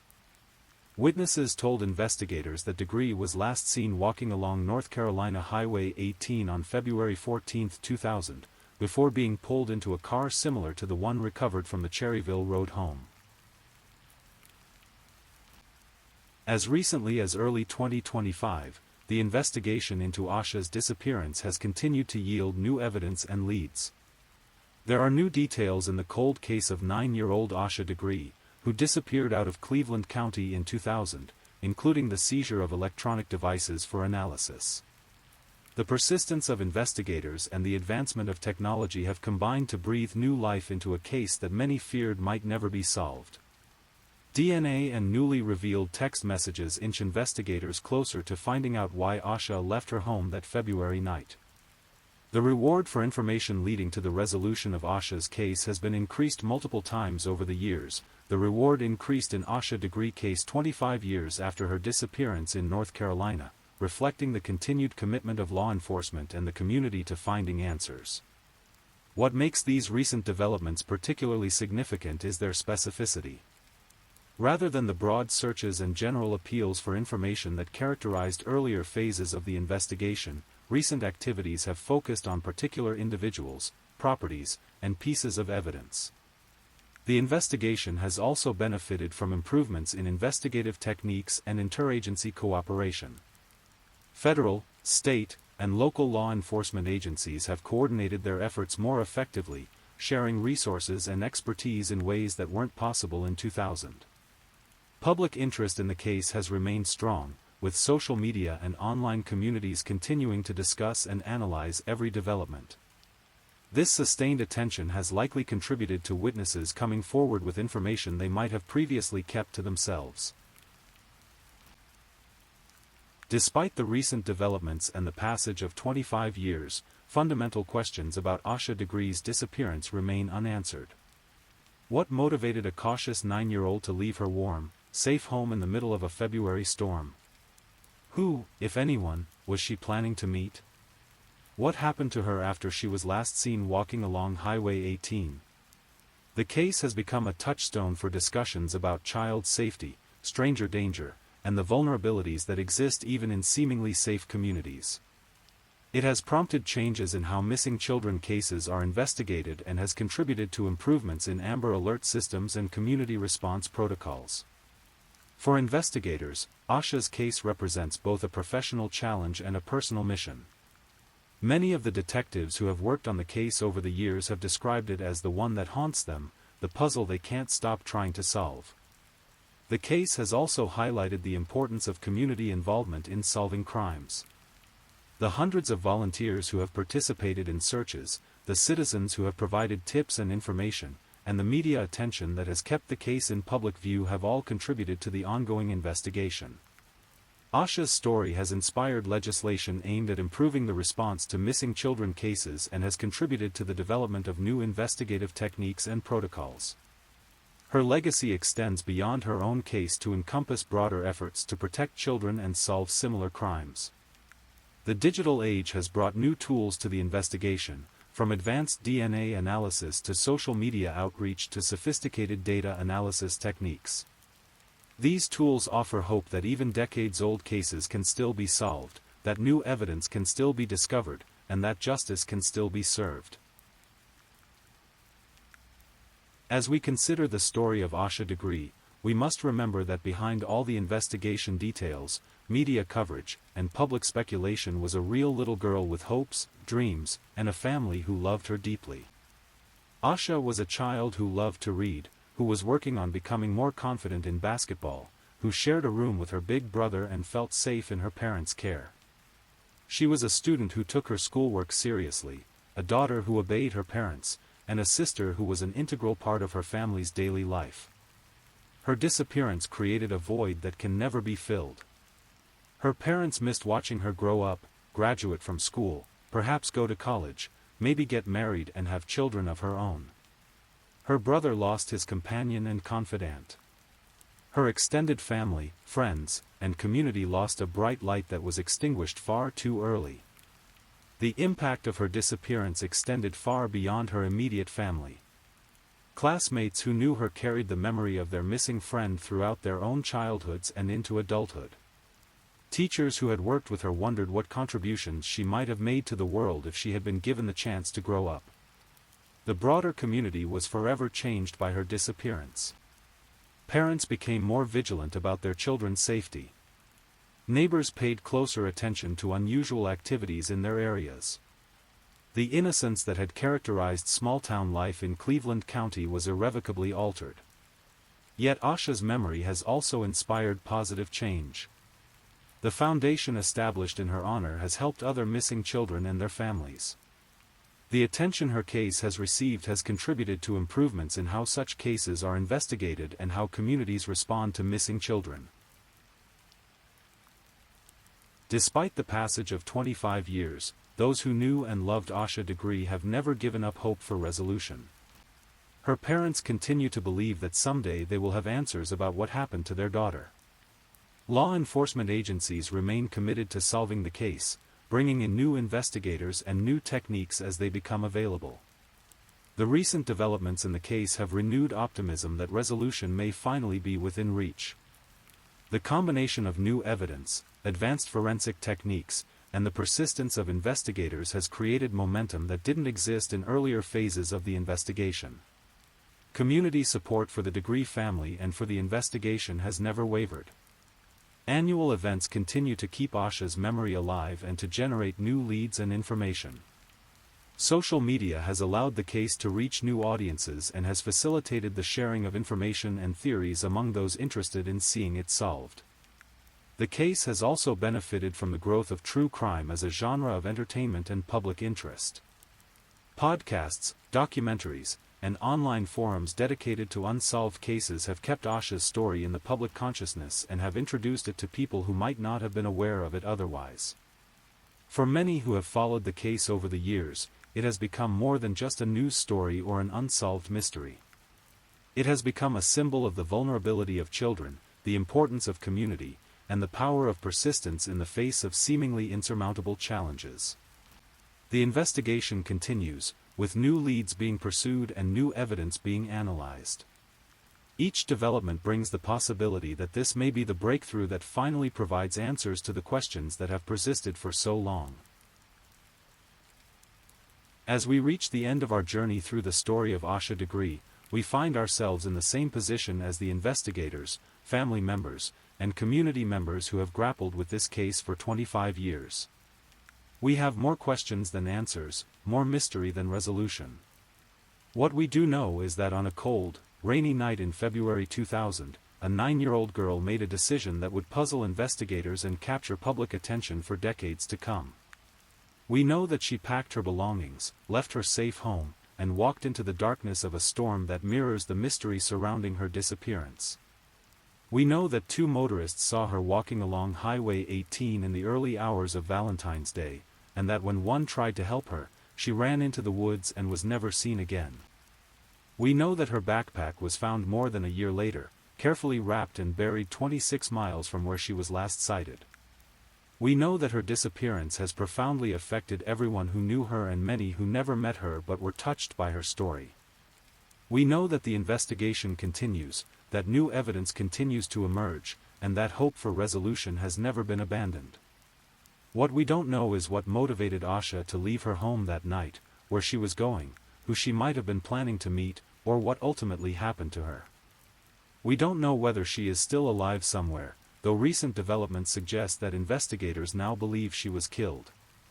As you drift off to sleep tonight, you might find yourself wondering about Asha Degree, about the little girl who loved books and was working on her confidence in basketball, who shared a room with her brother and felt safe in her parents' love. You might wonder what dreams she had for her future, what books she might have written, what contributions she might have made to the world. Her story reminds us of the preciousness of childhood, the importance of family, and the reality that sometimes terrible things happen to innocent people for reasons we may never fully understand. But it also reminds us of the power of love, the strength of community, and the importance of never giving up hope. Somewhere, someone knows what happened to Asha Degree on that February night in 2000. Someday, that person may find the courage to come forward, or investigators may uncover the evidence that finally solves this enduring mystery. Until that day comes, Asha's story remains unfinished, her memory preserved by those who loved her and those who have been touched by her disappearance. She remains 9 years old in our minds, a little girl with a backpack who walked into the darkness and never came home. Please, if you're enjoying these stories, don't forget to leave a comment. Let me know where you're listening from and what time it is in your corner of the world. And if you haven't already, be sure to like this video and subscribe, so you don't miss the next true crime story for sleep. Now, let's move on to our fourth story. Story 4. Tonight, we travel to the quiet community of Hartford, Wisconsin, where rolling farmland meets suburban comfort, and neighbors still wave to each other from their front porches. It's the kind of place where doors are left unlocked and children ride their bicycles until the streetlights flicker on. But on a summer morning in July 2013, this peaceful sanctuary would be shattered forever by an act of violence so shocking that it would leave an entire community questioning everything they thought they knew about safety, trust, and the darkness that can lurk behind familiar faces. This is the story of Jessie Blodgett, a 19-year-old woman whose life was filled with music, laughter, and dreams that would never come to pass. Her story is one of talent cut short, of a family's unimaginable loss, and ultimately, of how love can triumph even in the face of unspeakable tragedy. Jessie Marietta Blodgett was born in 1995 into a loving family that would become the foundation of everything good in her world. Her parents, Buck and Joy Blodgett, raised her in Hartford, Wisconsin, a small city of about 14,000 people nestled in Washington County. Buck worked as a detective with the Hartford Police Department, while Joy devoted herself to creating a warm, nurturing home where music and creativity flourished. From an early age, Jessie displayed an extraordinary gift for music. Her voice was pure and strong, carrying melodies with an emotional depth that seemed beyond her years. She didn't just sing, she inhabited songs, breathing life into lyrics and making every performance feel intimate and personal. Whether she was performing in the school choir or practicing piano in the family living room, music wasn't just something Jessie did, it was who she was. The Blodgett household was one where artistic expression was not only encouraged but celebrated. Joy would often find herself pausing her daily activities just to listen as Jessie's voice drifted through the house, filling every room with melody. Buck, despite his demanding work in law enforcement, never missed an opportunity to attend Jessie's performances, his face beaming with pride as he watched his daughter command the stage. As Jessie grew older, her passion for music evolved into something deeper. She began studying music education at the University of Wisconsin-Milwaukee, driven by a desire to share her love of music with others. Teaching came naturally to her. She had a gift for connecting with younger students, helping them discover their own voices while nurturing their confidence. Piano lessons in the Blodgett home became more than just instruction, they were moments of mentorship, encouragement, and joy. But music wasn't Jessie's only passion. She had discovered the magic of theater, where her musical talents could combine with her natural charisma and emotional intelligence. The stage became another home for her, a place where she could transform into different characters while still remaining authentically herself. Her performances were marked by a sincerity that drew audiences in, making them forget they were watching a show and instead feeling as though they were witnessing real life unfold before their eyes. By the summer of 2013, Jessie had become deeply involved with the Hartford community theater scene. She had just completed what would become her final performance in a local production of Fiddler on the Roof, a musical that allowed her to showcase not only her vocal abilities but also her capacity for bringing complex emotions to life. Those who worked with her described her as professional beyond her years, always prepared, always encouraging to her fellow cast members, and always ready with a smile or a word of support when someone was struggling with their part. Her friends knew her as someone who radiated positivity. Jessie had a way of making everyone around her feel special and valued. She remembered birthdays, celebrated others' successes as enthusiastically as her own, and possessed an intuitive understanding of when someone needed encouragement. In a world that often seemed to reward cynicism and self-interest, Jessie remained genuinely optimistic about people and life itself. The summer of 2013 found Jessie in a particularly happy phase of her life. College was going well, her involvement in theater was fulfilling, and her relationships with family and friends were strong. She had recently turned 19, standing on the threshold of so many possibilities. Her future stretched before her like an unwritten song, full of potential melodies and harmonies yet to be discovered. She spent her days teaching piano lessons to eager young students, working on new music, and preparing for upcoming theater productions. Evenings were often spent with friends, attending cast parties, or simply enjoying the warm Wisconsin summer. The Blodgett home remained a hub of activity, with Jessie's friends frequently stopping by to visit, drawn by the warmth of the family and the always present possibility of hearing Jessie sing. The final weekend of Jessie's life began with celebration. On Saturday, July 13, 2013, the cast of Fiddler on the Roof gathered to celebrate the successful run of their production. It had been a triumphant show, with Jessie's performance earning particular praise from audiences and fellow cast members alike. The cast party was held at a friend's house, and by all accounts, it was a joyful evening filled with laughter, music, and the special camaraderie that develops among people who have worked together to create something meaningful. Jessie was in high spirits that night. Friends later recalled how she seemed to glow with happiness, basking in the satisfaction of a job well done and surrounded by people who appreciated her talent and cherished her friendship. She sang informally throughout the evening, her voice weaving through conversations and laughter like a golden thread that connected everyone present.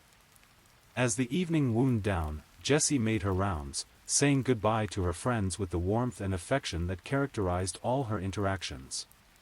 No one had any reason to think this would be the last time they would see her alive.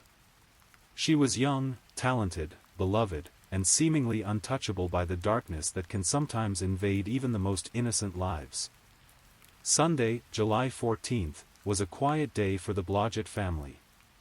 Jessie spent time at home, relaxing after the excitement of the previous evening's celebration. She practiced piano, catching up on some music she had been working on, and spent time with her parents.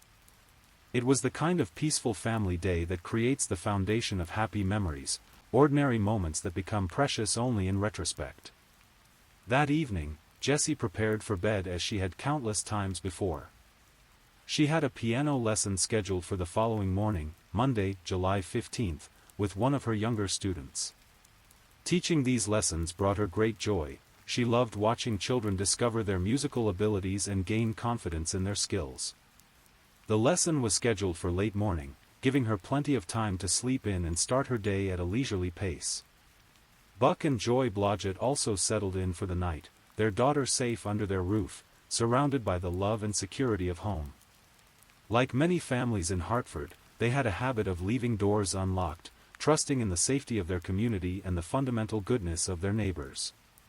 It was a practice born of decades of peaceful living in a place where serious crime was virtually unknown. The house grew quiet as the family slept, each of them unaware that this would be their last night together as they had always known it. Outside, the warm July night settled over Hartford, with crickets chirping and a gentle breeze rustling through the trees that lined their street. It was the kind of night that spoke of safety, comfort, and the promise of another beautiful tomorrow. But someone else was awake that night, someone whose thoughts were consumed not with love and creativity, but with darkness and violence.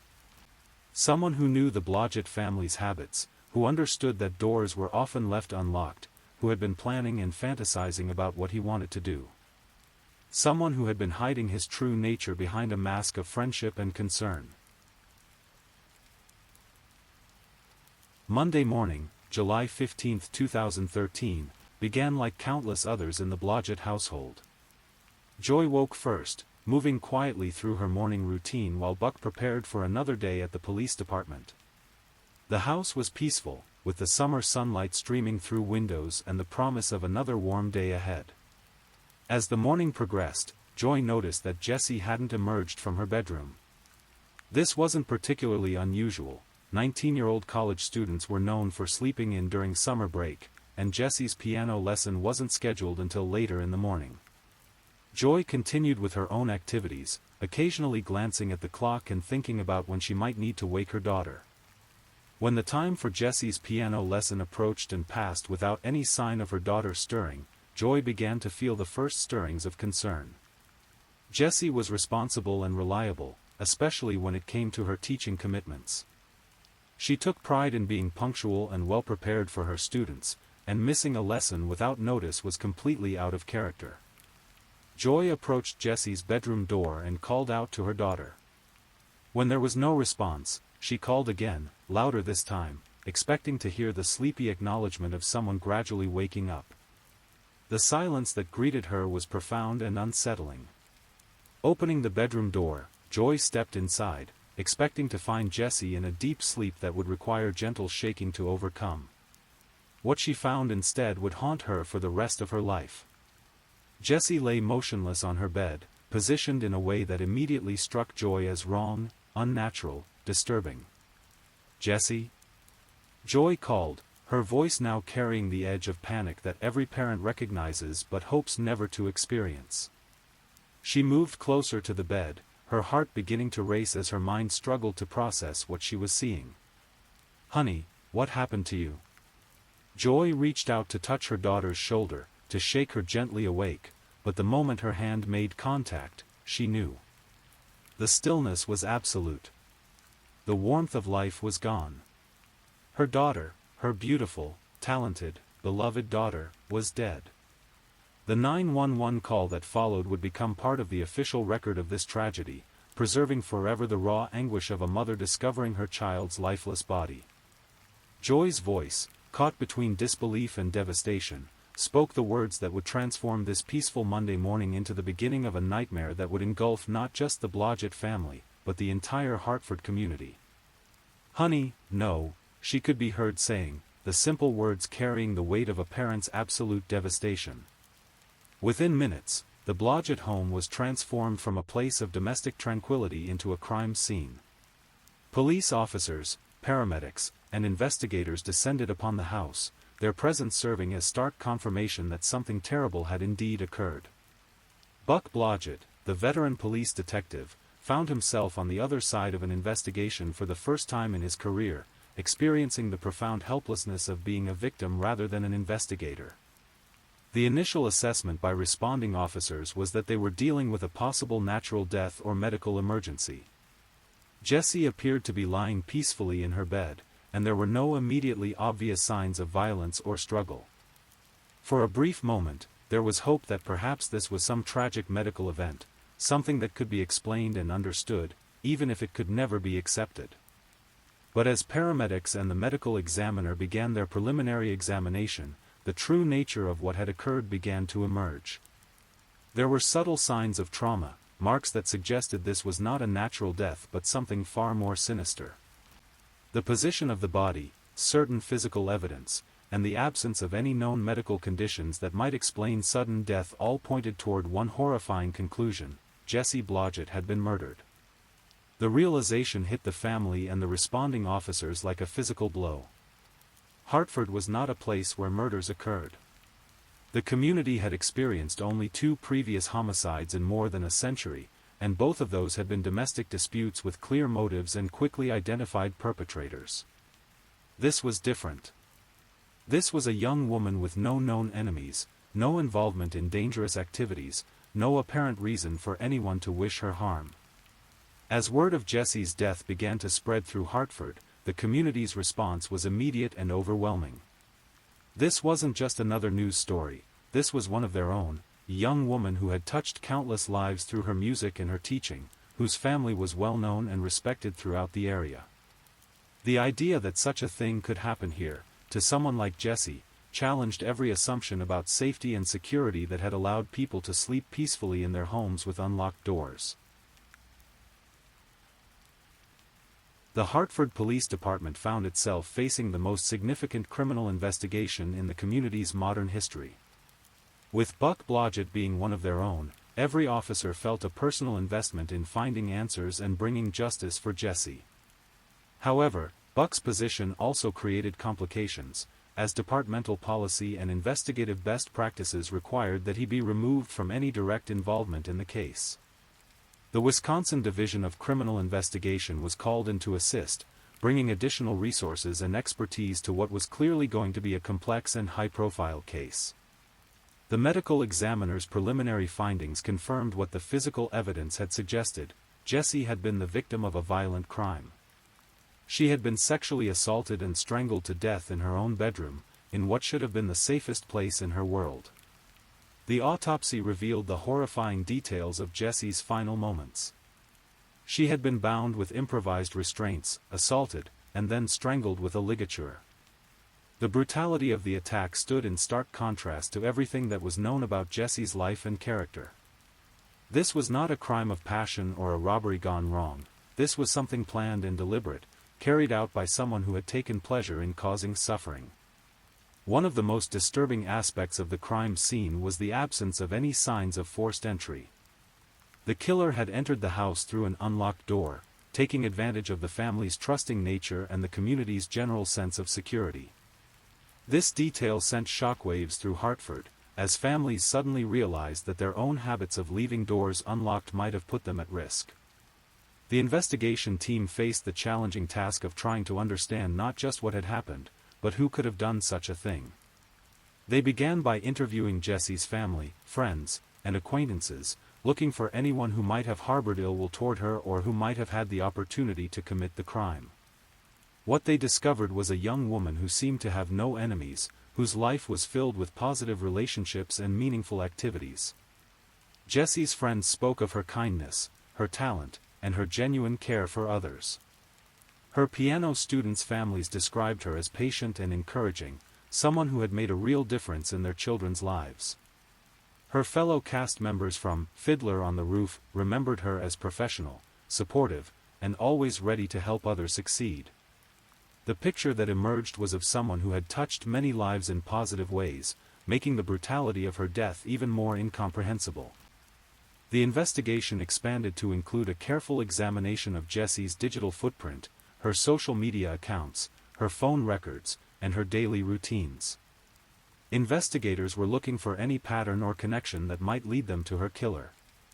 They interviewed neighbors, reviewed security footage from nearby businesses, and began the painstaking process of constructing a timeline of Jesse's final days and hours. As the investigation progressed, one detail began to emerge that would prove significant. 3 days before Jesse's murder, another woman in the area had been attacked. Melissa Etzler had been walking her dog in a local park when she noticed someone following her closely. What began as a vague sense of unease quickly escalated into terror as the man attacked her, attempting to bind her hands and threatening her with violence. Melissa had fought back courageously, managing to escape from her attacker and report the incident to police. The attack had occurred in broad daylight in a public place, and Melissa had been able to provide investigators with a detailed description of her assailant. The proximity in time and location to Jesse's murder raised immediate questions about whether the two crimes might be connected. The description Melissa provided matched no one in the immediate circle of Jesse's acquaintances, but investigators began to wonder if they were dealing with a serial offender, someone who had attacked Melissa as a precursor to the more serious crime committed against Jesse. This possibility expanded the scope of the investigation and added urgency to the search for answers. Meanwhile, the Hartford community was grappling with the reality of having a murderer in their midst. The sense of safety that had characterized life in the area for generations had been shattered. Parents were keeping their children closer to home, neighbors were checking and double-checking their locks, and everyone was looking at familiar faces with new suspicion and uncertainty. As news of Jesse's murder spread throughout Hartford and the surrounding communities, the response was immediate and profound. This wasn't just the loss of one young woman, it felt like an attack on the innocence and security that had defined this corner of Wisconsin for generations. Churches held special prayer services, local businesses displayed memorial signs, and flowers began appearing at makeshift shrines throughout the community. The Hartford High School, where Jessie had been a standout student and performer, opened its doors for students and staff who needed support in processing this tragedy. Counselors were brought in to help young people understand how someone they had known and admired could be taken from them in such a violent way. Many of Jessie's former classmates struggled with the realization that someone capable of such brutality might be walking among them, perhaps someone they knew and trusted. The music and theater communities, in particular, felt Jessie's loss acutely. She had been more than just a talented performer, she had been someone who elevated everyone around her, who brought out the best in her fellow artists and who had been genuinely excited about sharing her gifts with future generations. Her piano students and their families were devastated, not only by the loss of a beloved teacher but by the violent nature of her death. Local media coverage of the case was extensive, with reporters from Milwaukee and Madison traveling to Hartford to cover what was being described as one of the most shocking crimes in the area's history. The coverage brought unwanted attention to a community that valued its privacy and quiet way of life, but it also served to keep pressure on investigators to find Jessie's killer.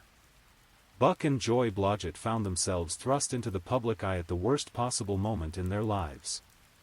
As a police detective, Buck was accustomed to being the one asking questions and providing information to grieving families.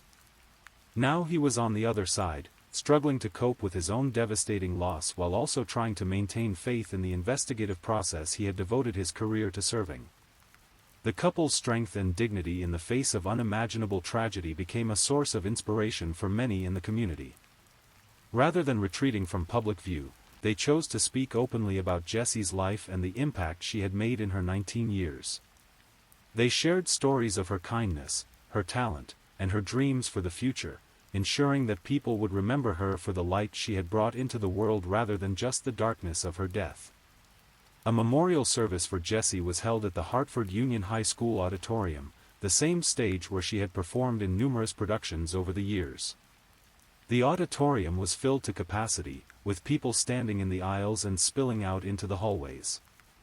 The service was a celebration of Jessie's life, featuring musical performances by her friends and fellow artists, readings of her favorite poems, and testimonials from the many people whose lives she had touched.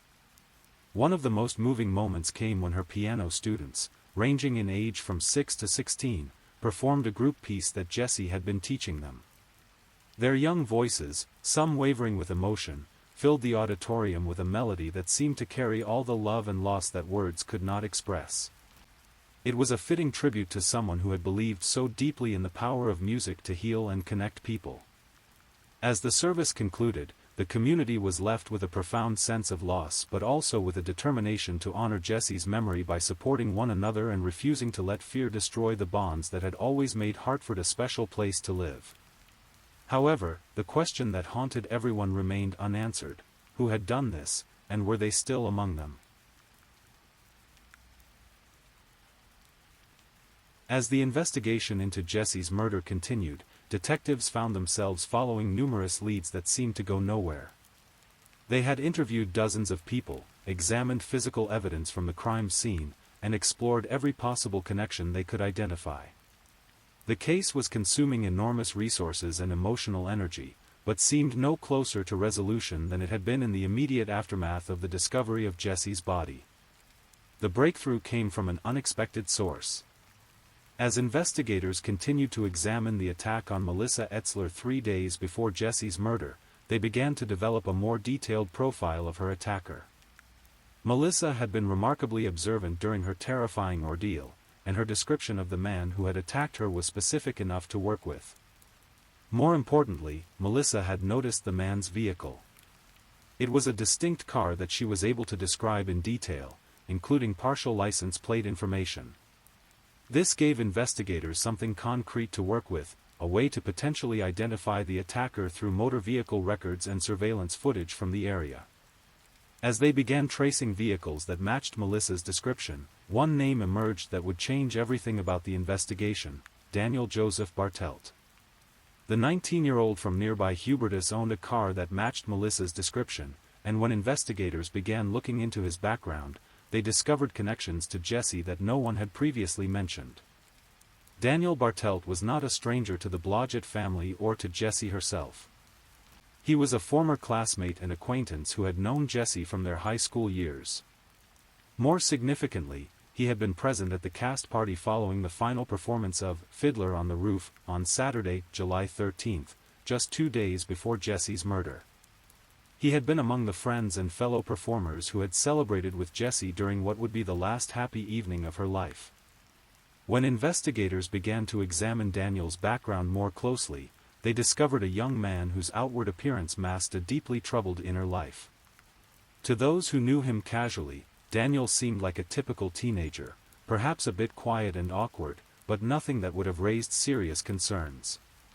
However, a deeper investigation revealed disturbing patterns of behavior and interests that painted a very different picture. On July 31, 2013, just over 2 weeks after Jesse's murder, Daniel Bartelt was arrested and charged with the attack on Melissa Etzler. The evidence connecting him to that crime was substantial, including physical evidence from the scene and witness identification. However, investigators suspected that this arrest was just the beginning of a much larger case. The timing of the two crimes, the attack on Melissa on July 12 and Jesse's murder on July 15, suggested a pattern of escalating violence. Investigators theorized that the failed attack on Melissa had served as a kind of rehearsal for Daniel, allowing him to test his methods and his resolve before moving on to a more serious crime. What made Daniel's arrest particularly shocking to the Hartford community was the realization that he had attended Jesse's memorial service. He had sat among her friends and family, had appeared to grieve with them, and had even participated in the vigil held at the Blodgett home on July 16. The image of Jesse's killer sitting with her loved ones, pretending to mourn her death while hiding his guilt, was almost as disturbing as the murder itself. As investigators obtained search warrants for Daniel's home and possessions, they began to uncover evidence that revealed the true extent of his psychological disturbance. Among his belongings, they found a computer disk containing portions of what appeared to be a novel titled Red is Red by Joseph Bartelt, using Daniel's middle name as an authorial pseudonym. The contents of this writing were deeply disturbing. Portions of the novel focused on a character named Jessica and detailed her college experiences in ways that clearly paralleled Jesse Blodgett's actual life. Other sections described violent scenarios, including one in which a character named D beat someone into a coma using a pillowcase filled with Legos. The writing revealed a mind obsessed with violence and control, someone who had been fantasizing about harming others long before he acted on those impulses. Further examination of Daniel's computer revealed even more disturbing evidence. His internet search history showed extensive research into bondage pornography and snuff films, videos depicting real or simulated murder for sexual gratification. The pattern of searches suggested someone who had been planning and preparing for the type of attack that had ultimately claimed Jesse's life.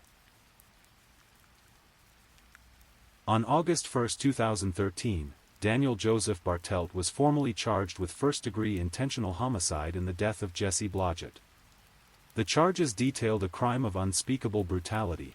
Daniel had entered the unlocked Blodgett home in the early morning hours of July 15, made his way to Jesse's bedroom where she slept peacefully, and then proceeded to bind, sexually assault, and strangle her to death. The criminal complaint painted a picture of a calculated and predatory attack. Daniel had taken advantage of his knowledge of the family's habits, knowing that doors were often left unlocked and that Jessie would be alone in her room.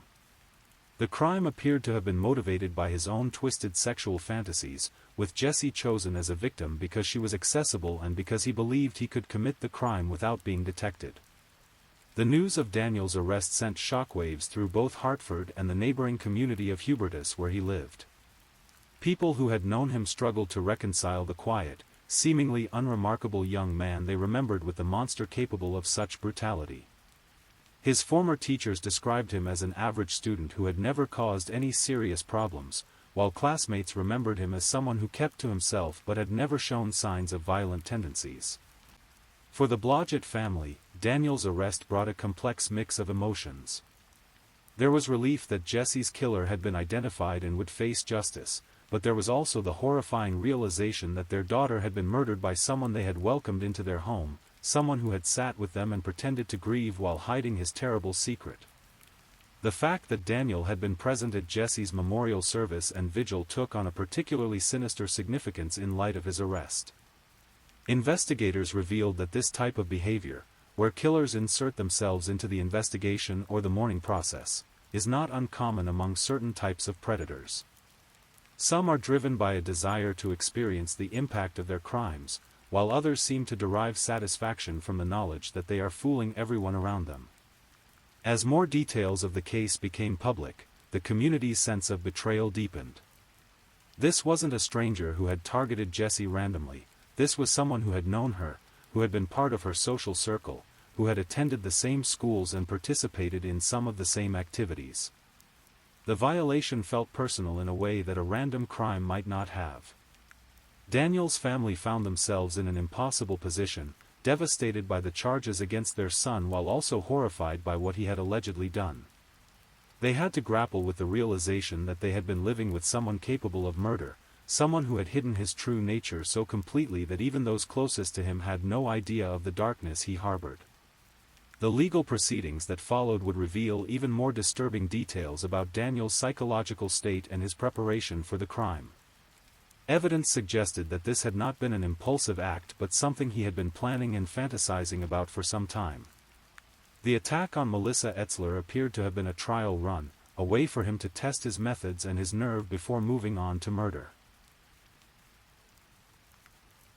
When Daniel Bartelt's trial began, the courtroom was packed with members of the Hartford community who had been following the case closely. The proceedings would reveal the full extent of the horror that Jessie had endured in her final moments, as well as the calculated nature of Daniel's actions in the days and weeks leading up to the murder. The prosecution's case was built on a combination of physical evidence, digital forensics, and witness testimony that painted a picture of premeditation and extreme brutality. DNA evidence linked Daniel to both crime scenes, the attack on Melissa Etzler and the murder of Jesse Blodgett.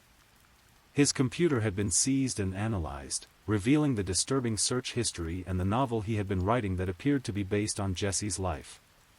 One of the most chilling pieces of evidence presented at trial was the detailed nature of Daniel's planning. He had clearly been observing Jessie and her family for some time, learning their routines and identifying the best opportunity to strike.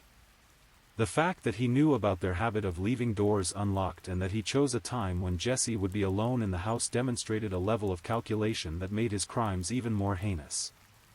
The testimony about Jessie's final moments was particularly difficult for her family and friends to hear.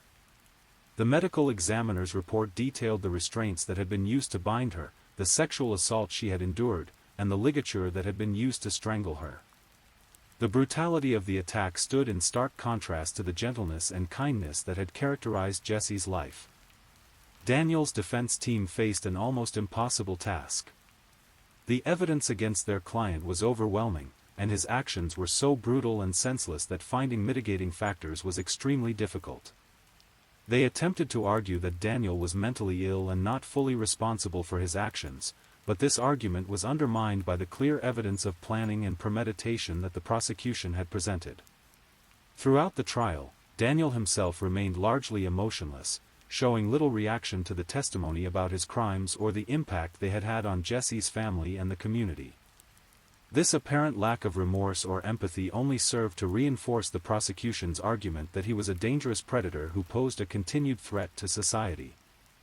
The testimony from Melissa Etzler about her attack was crucial in establishing the pattern of Daniel's behavior.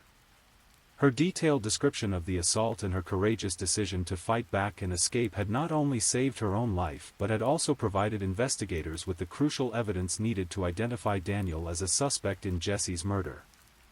As the trial progressed, more details emerged about Daniel's troubled psychological state. Expert witnesses testified about his consumption of violent pornography and his apparent inability to distinguish between fantasy and reality when it came to sexual violence. The novel he had been writing revealed a mind obsessed with power, control, and the infliction of suffering on others. The impact statements from Jesse's family and friends were particularly powerful. Buck and Joy Blodgett spoke about the daughter they had lost, sharing memories of her talent, her kindness, and her dreams for the future. Former students and their parents testified about the positive impact Jessie had made in their lives, describing her as someone who had genuinely cared about helping others discover their potential. After deliberating for less than 3 hours, the jury returned a verdict of guilty on all charges. The speed of their decision reflected the overwhelming nature of the evidence against Daniel and the clarity with which the prosecution had presented their case. Daniel Joseph Bartelt was convicted of first-degree intentional homicide in the death of Jessie Blodgett. The sentencing hearing for Daniel Bartelt was scheduled for December 2013, providing an opportunity for the community to finally see justice served for Jessie's murder. The courtroom was once again packed with family members, friends, and community members who had been following the case since July. During the sentencing phase, the prosecution presented evidence of the profound impact that Jessie's murder had had on her family and the broader community. The Hartford area had been forever changed by this crime, with families no longer feeling safe to leave their doors unlocked and parents keeping a much closer watch on their children's activities and associations. Buck and Joy Blodgett had the opportunity to address Daniel directly during the hearing, sharing their thoughts about the man who had taken their daughter's life. Their statements were marked by a combination of grief, anger, and ultimately, a strength that had carried them through the worst experience any parent can endure. What surprised many in the courtroom was the approach that Buck Blodgett chose to take in addressing his daughter's killer. Rather than focusing solely on anger and retribution, Buck spoke about forgiveness and the power of love to overcome hatred. This wasn't an immediate or easy forgiveness, but rather a conscious choice to not allow Daniel's actions to destroy the rest of their lives or to turn them into people consumed by bitterness and revenge. Buck's words reflected the deep faith and strength of character that had defined his family's response to this tragedy from the beginning. He spoke about Jessie's belief in the goodness of people and her commitment to making the world a better place through her music and teaching. Even in the face of the worst possible loss, her parents were determined to honor her memory by choosing love over hate. Daniel was given the opportunity to speak before his sentence was announced, but his words offered little insight into his motivations or genuine remorse for his actions. He told Jessie's parents that he couldn't give them the answers they were looking for, claiming that someday they would all be before a court that would provide the ultimate judgment of his actions.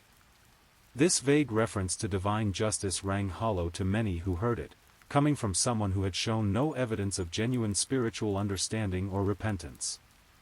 Judge Todd Martin sentenced Daniel Joseph Bartelt to life in prison without the possibility of parole. In announcing the sentence, the judge spoke about the calculated nature of Daniel's crimes and the particular brutality he had shown toward Jessie. The sentence reflected not only the severity of the crime but also the need to ensure that Daniel would never again have the opportunity to harm another innocent person. The life sentence without parole meant that Daniel would spend the rest of his days in the Wisconsin prison system, never again walking free among the people he had terrorized. For many in the Hartford community, this brought a sense of closure and security, knowing that justice had been served and that their community was safer with Daniel behind bars. However, the sentencing also marked the beginning of a new chapter for the Blodgett family and the community, learning how to move forward after such a devastating loss while keeping Jessie's memory alive and honoring the values she had lived by. In the months and years following Daniel Bartelt's conviction and sentencing, the Hartford community began the long and difficult process of healing from the trauma that had shattered their sense of security and innocence. The impact of Jessie's murder extended far beyond her immediate family, touching every aspect of life in this small Wisconsin community. The immediate changes were visible everywhere. Families that had never given a second thought to locking their doors now installed security systems and maintained vigilant awareness of their surroundings. Parents who had once allowed their teenagers considerable freedom now implemented stricter curfews and insisted on knowing exactly where their children were at all times. The trust that had been the foundation of community life had been damaged, perhaps permanently. But alongside these changes born of fear and caution, something else began to emerge, a determination to honor Jessie's memory in ways that would bring light back into a community that had been touched by darkness. The Hartford High School Music Department established a scholarship in Jessie's name, designed to support students who shared her passion for music education and her commitment to helping others discover their artistic potential. Local theater groups began dedicating performances to Jessie's memory, with proceeds from shows going to support music education programs in area schools. These productions served not only as fundraisers but as healing experiences for performers and audiences who had known and loved Jessie. The stage where she had performed so many times became a place where the community could gather to remember her life rather than focus on her death. Buck and Joy Blodgett faced the challenge of rebuilding their lives while carrying the weight of their devastating loss. Buck continued his work with the Hartford Police Department, but found that his perspective on his job had been fundamentally altered by his experience as the father of a murder victim. He became an advocate for victims' rights and worked to ensure that other families going through similar tragedies would receive the support and resources they needed. Joy channeled her grief into action, becoming involved with organizations that supported families of murder victims and working to raise awareness about the warning signs of the kind of predatory behavior that Daniel had exhibited. She spoke to parent groups and community organizations about the importance of listening to children who expressed concern about someone's behavior and taking seriously the subtle signs that might indicate someone was capable of violence. The couple's approach to their tragedy, marked by strength, faith, and an ultimate choice of forgiveness over bitterness, became an inspiration to many who witnessed their journey.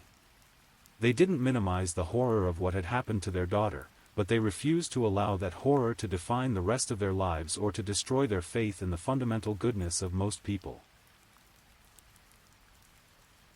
The investigation into Jessie's murder and Daniel's subsequent trial revealed several factors that contributed to the tragedy, leading to important discussions about how such crimes might be prevented in the future. Law enforcement agencies began paying closer attention to the connection between consumption of violent pornography and escalating criminal behavior, recognizing that Daniel's online activities had provided clear warning signs of his dangerous mindset. The case also highlighted the importance of taking seemingly minor crimes seriously.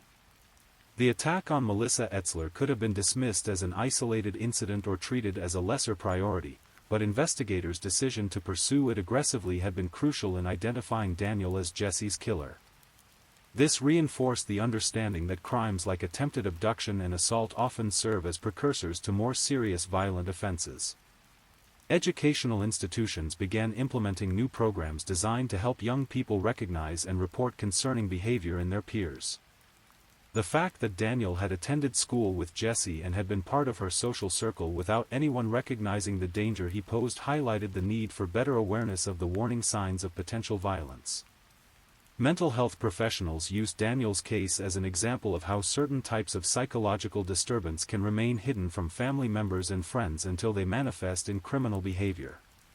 His ability to maintain a facade of normalcy while harboring violent fantasies demonstrated the importance of understanding that dangerous individuals don't always fit the stereotypical profile of what a killer looks like. The case also sparked discussions about internet safety and the potential dangers of unrestricted access to violent content. Daniel's consumption of violent pornography and snuff films had clearly played a role in shaping his fantasies and ultimately his actions. Parents and educators began having more frank conversations about monitoring young people's internet usage and helping them understand the difference between fantasy and reality when it comes to violence and sexuality. As time passed, the community's memories of Jessie began to shift from the circumstances of her death to the celebration of her life and the impact she had made during her 19 years.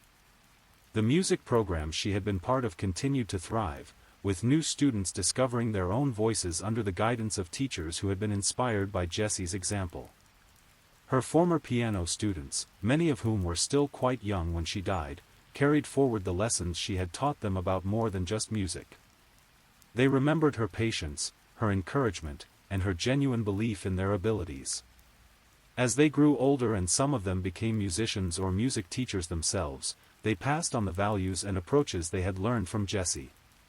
The Hartford Community Theater established an annual award in Jessie's honor, recognizing young performers who demonstrated not only talent but also the kind of generous spirit and commitment to helping others that had characterized Jessie's approach to theater.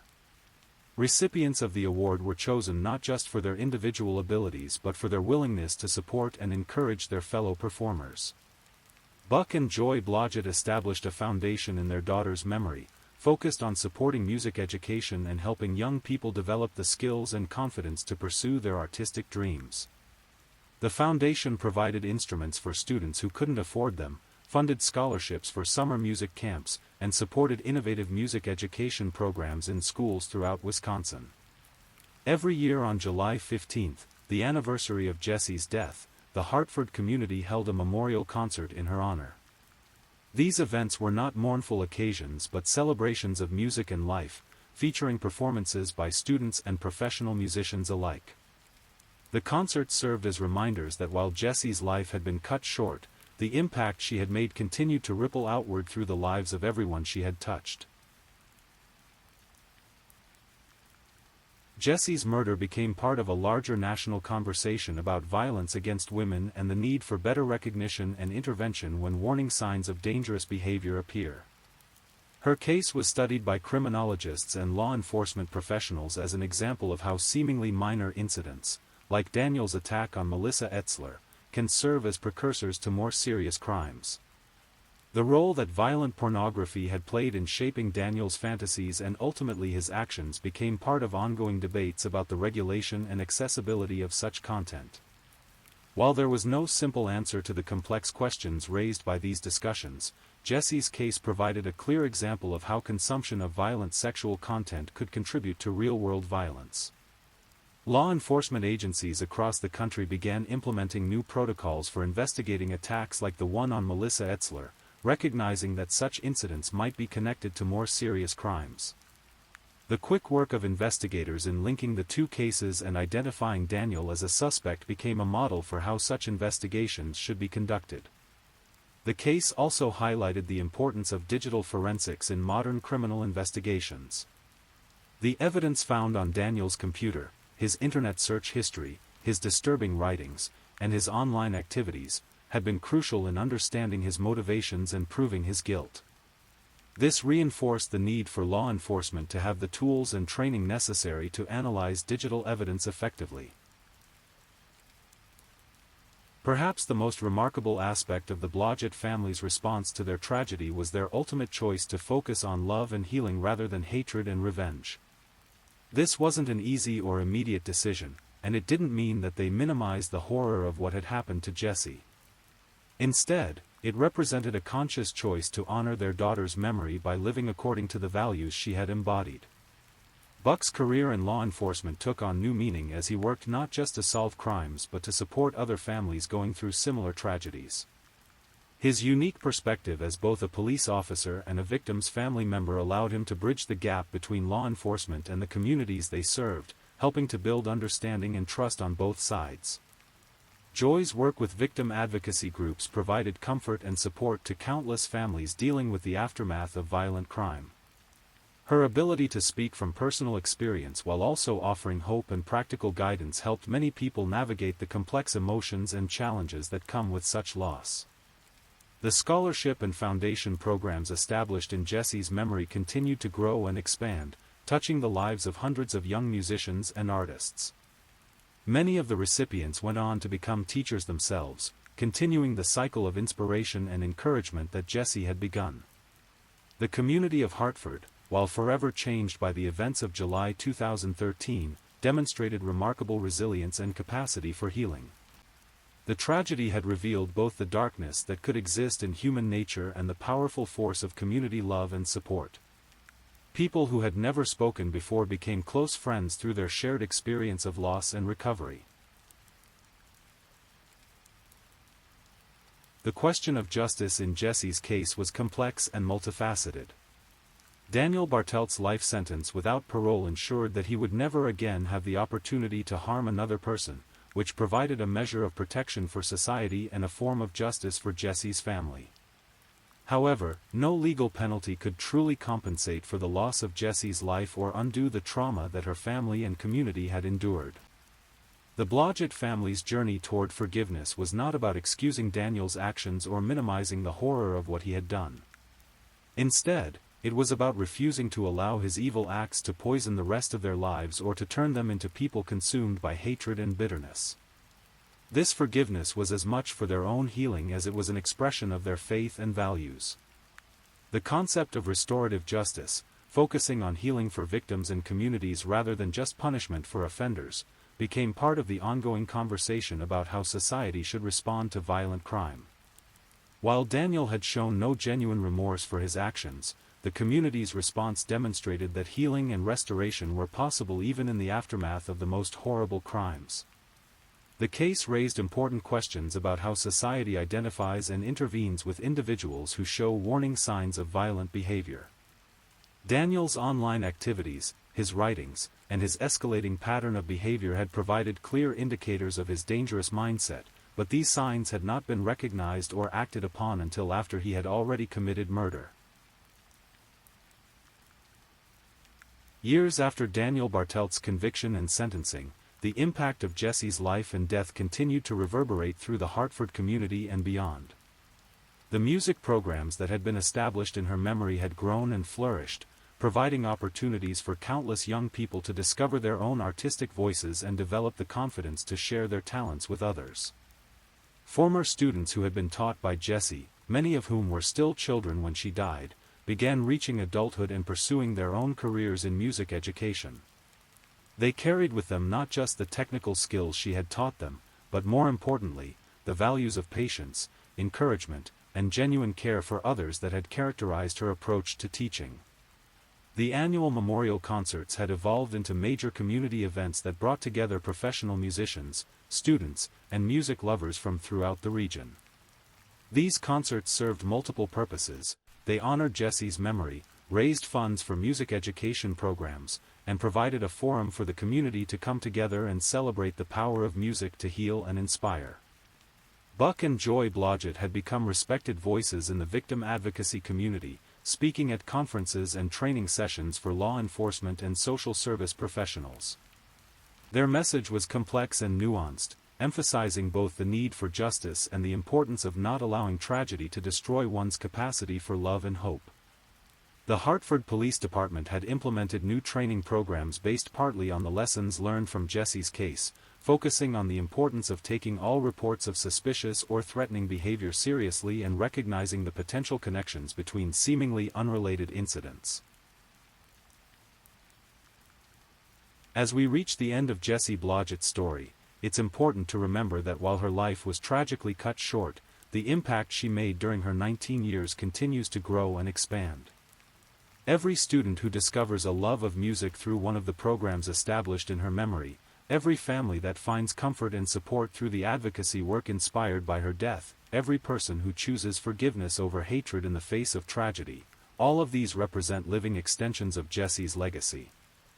The horror of what happened to Jessie on that July morning in 2013 cannot be undone or forgotten. Daniel Bartelt's actions represent the worst aspects of human nature, the capacity for cruelty, selfishness, and evil that exists in some individuals.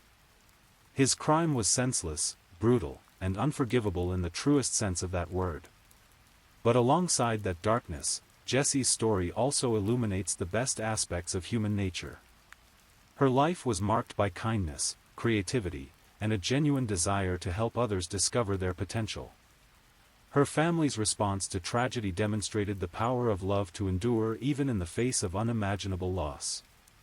Her community's rally to support one another and honor her memory showed how people can come together to create something beautiful and meaningful even in the aftermath of horror. In the quiet moments of these late evening hours, as we reflect on Jessie's story, we're reminded of the fragility of life and the importance of cherishing the time we have with those we love. We're also reminded that evil, while real and sometimes devastating in its impact, does not have the final word. Love, creativity, community, and hope have a power that transcends even death, allowing the impact of a life like Jessie's to continue growing long after that life has ended. Tonight, in Hartford, Wisconsin, and in communities around the world, young people are discovering their voices, learning to make music, and being encouraged by teachers who were inspired by Jessie's example. Parents are tucking their children into bed with extra prayers and deeper gratitude for another day together. Musicians are performing in concerts that honor her memory and support the causes she cared about. And somewhere in the quiet spaces between sleep and waking, in the gentle moments when music touches the soul and reminds us of all that is beautiful in this world, Jessie Blodgett's voice continues to sing, continues to teach, continues to inspire others to live with kindness, creativity, and love. Her story is both a tragedy and a triumph, a reminder of how precious life is, how quickly it can be taken away, and how the love we share and the impact we make can echo through generations long after we're gone. In remembering Jessie, we honor not just her memory, but the potential for goodness that exists in all of us, and the responsibility we all share to protect and nurture the light in this world. Thank you for listening to tonight's true crime story. Rest peacefully, knowing that another story awaits you next time, ready to accompany you on another journey toward restorative sleep. But if you're still awake, don't forget to like and subscribe so you don't miss our next true crime stories. And until next time, stay safe and take care. Good night.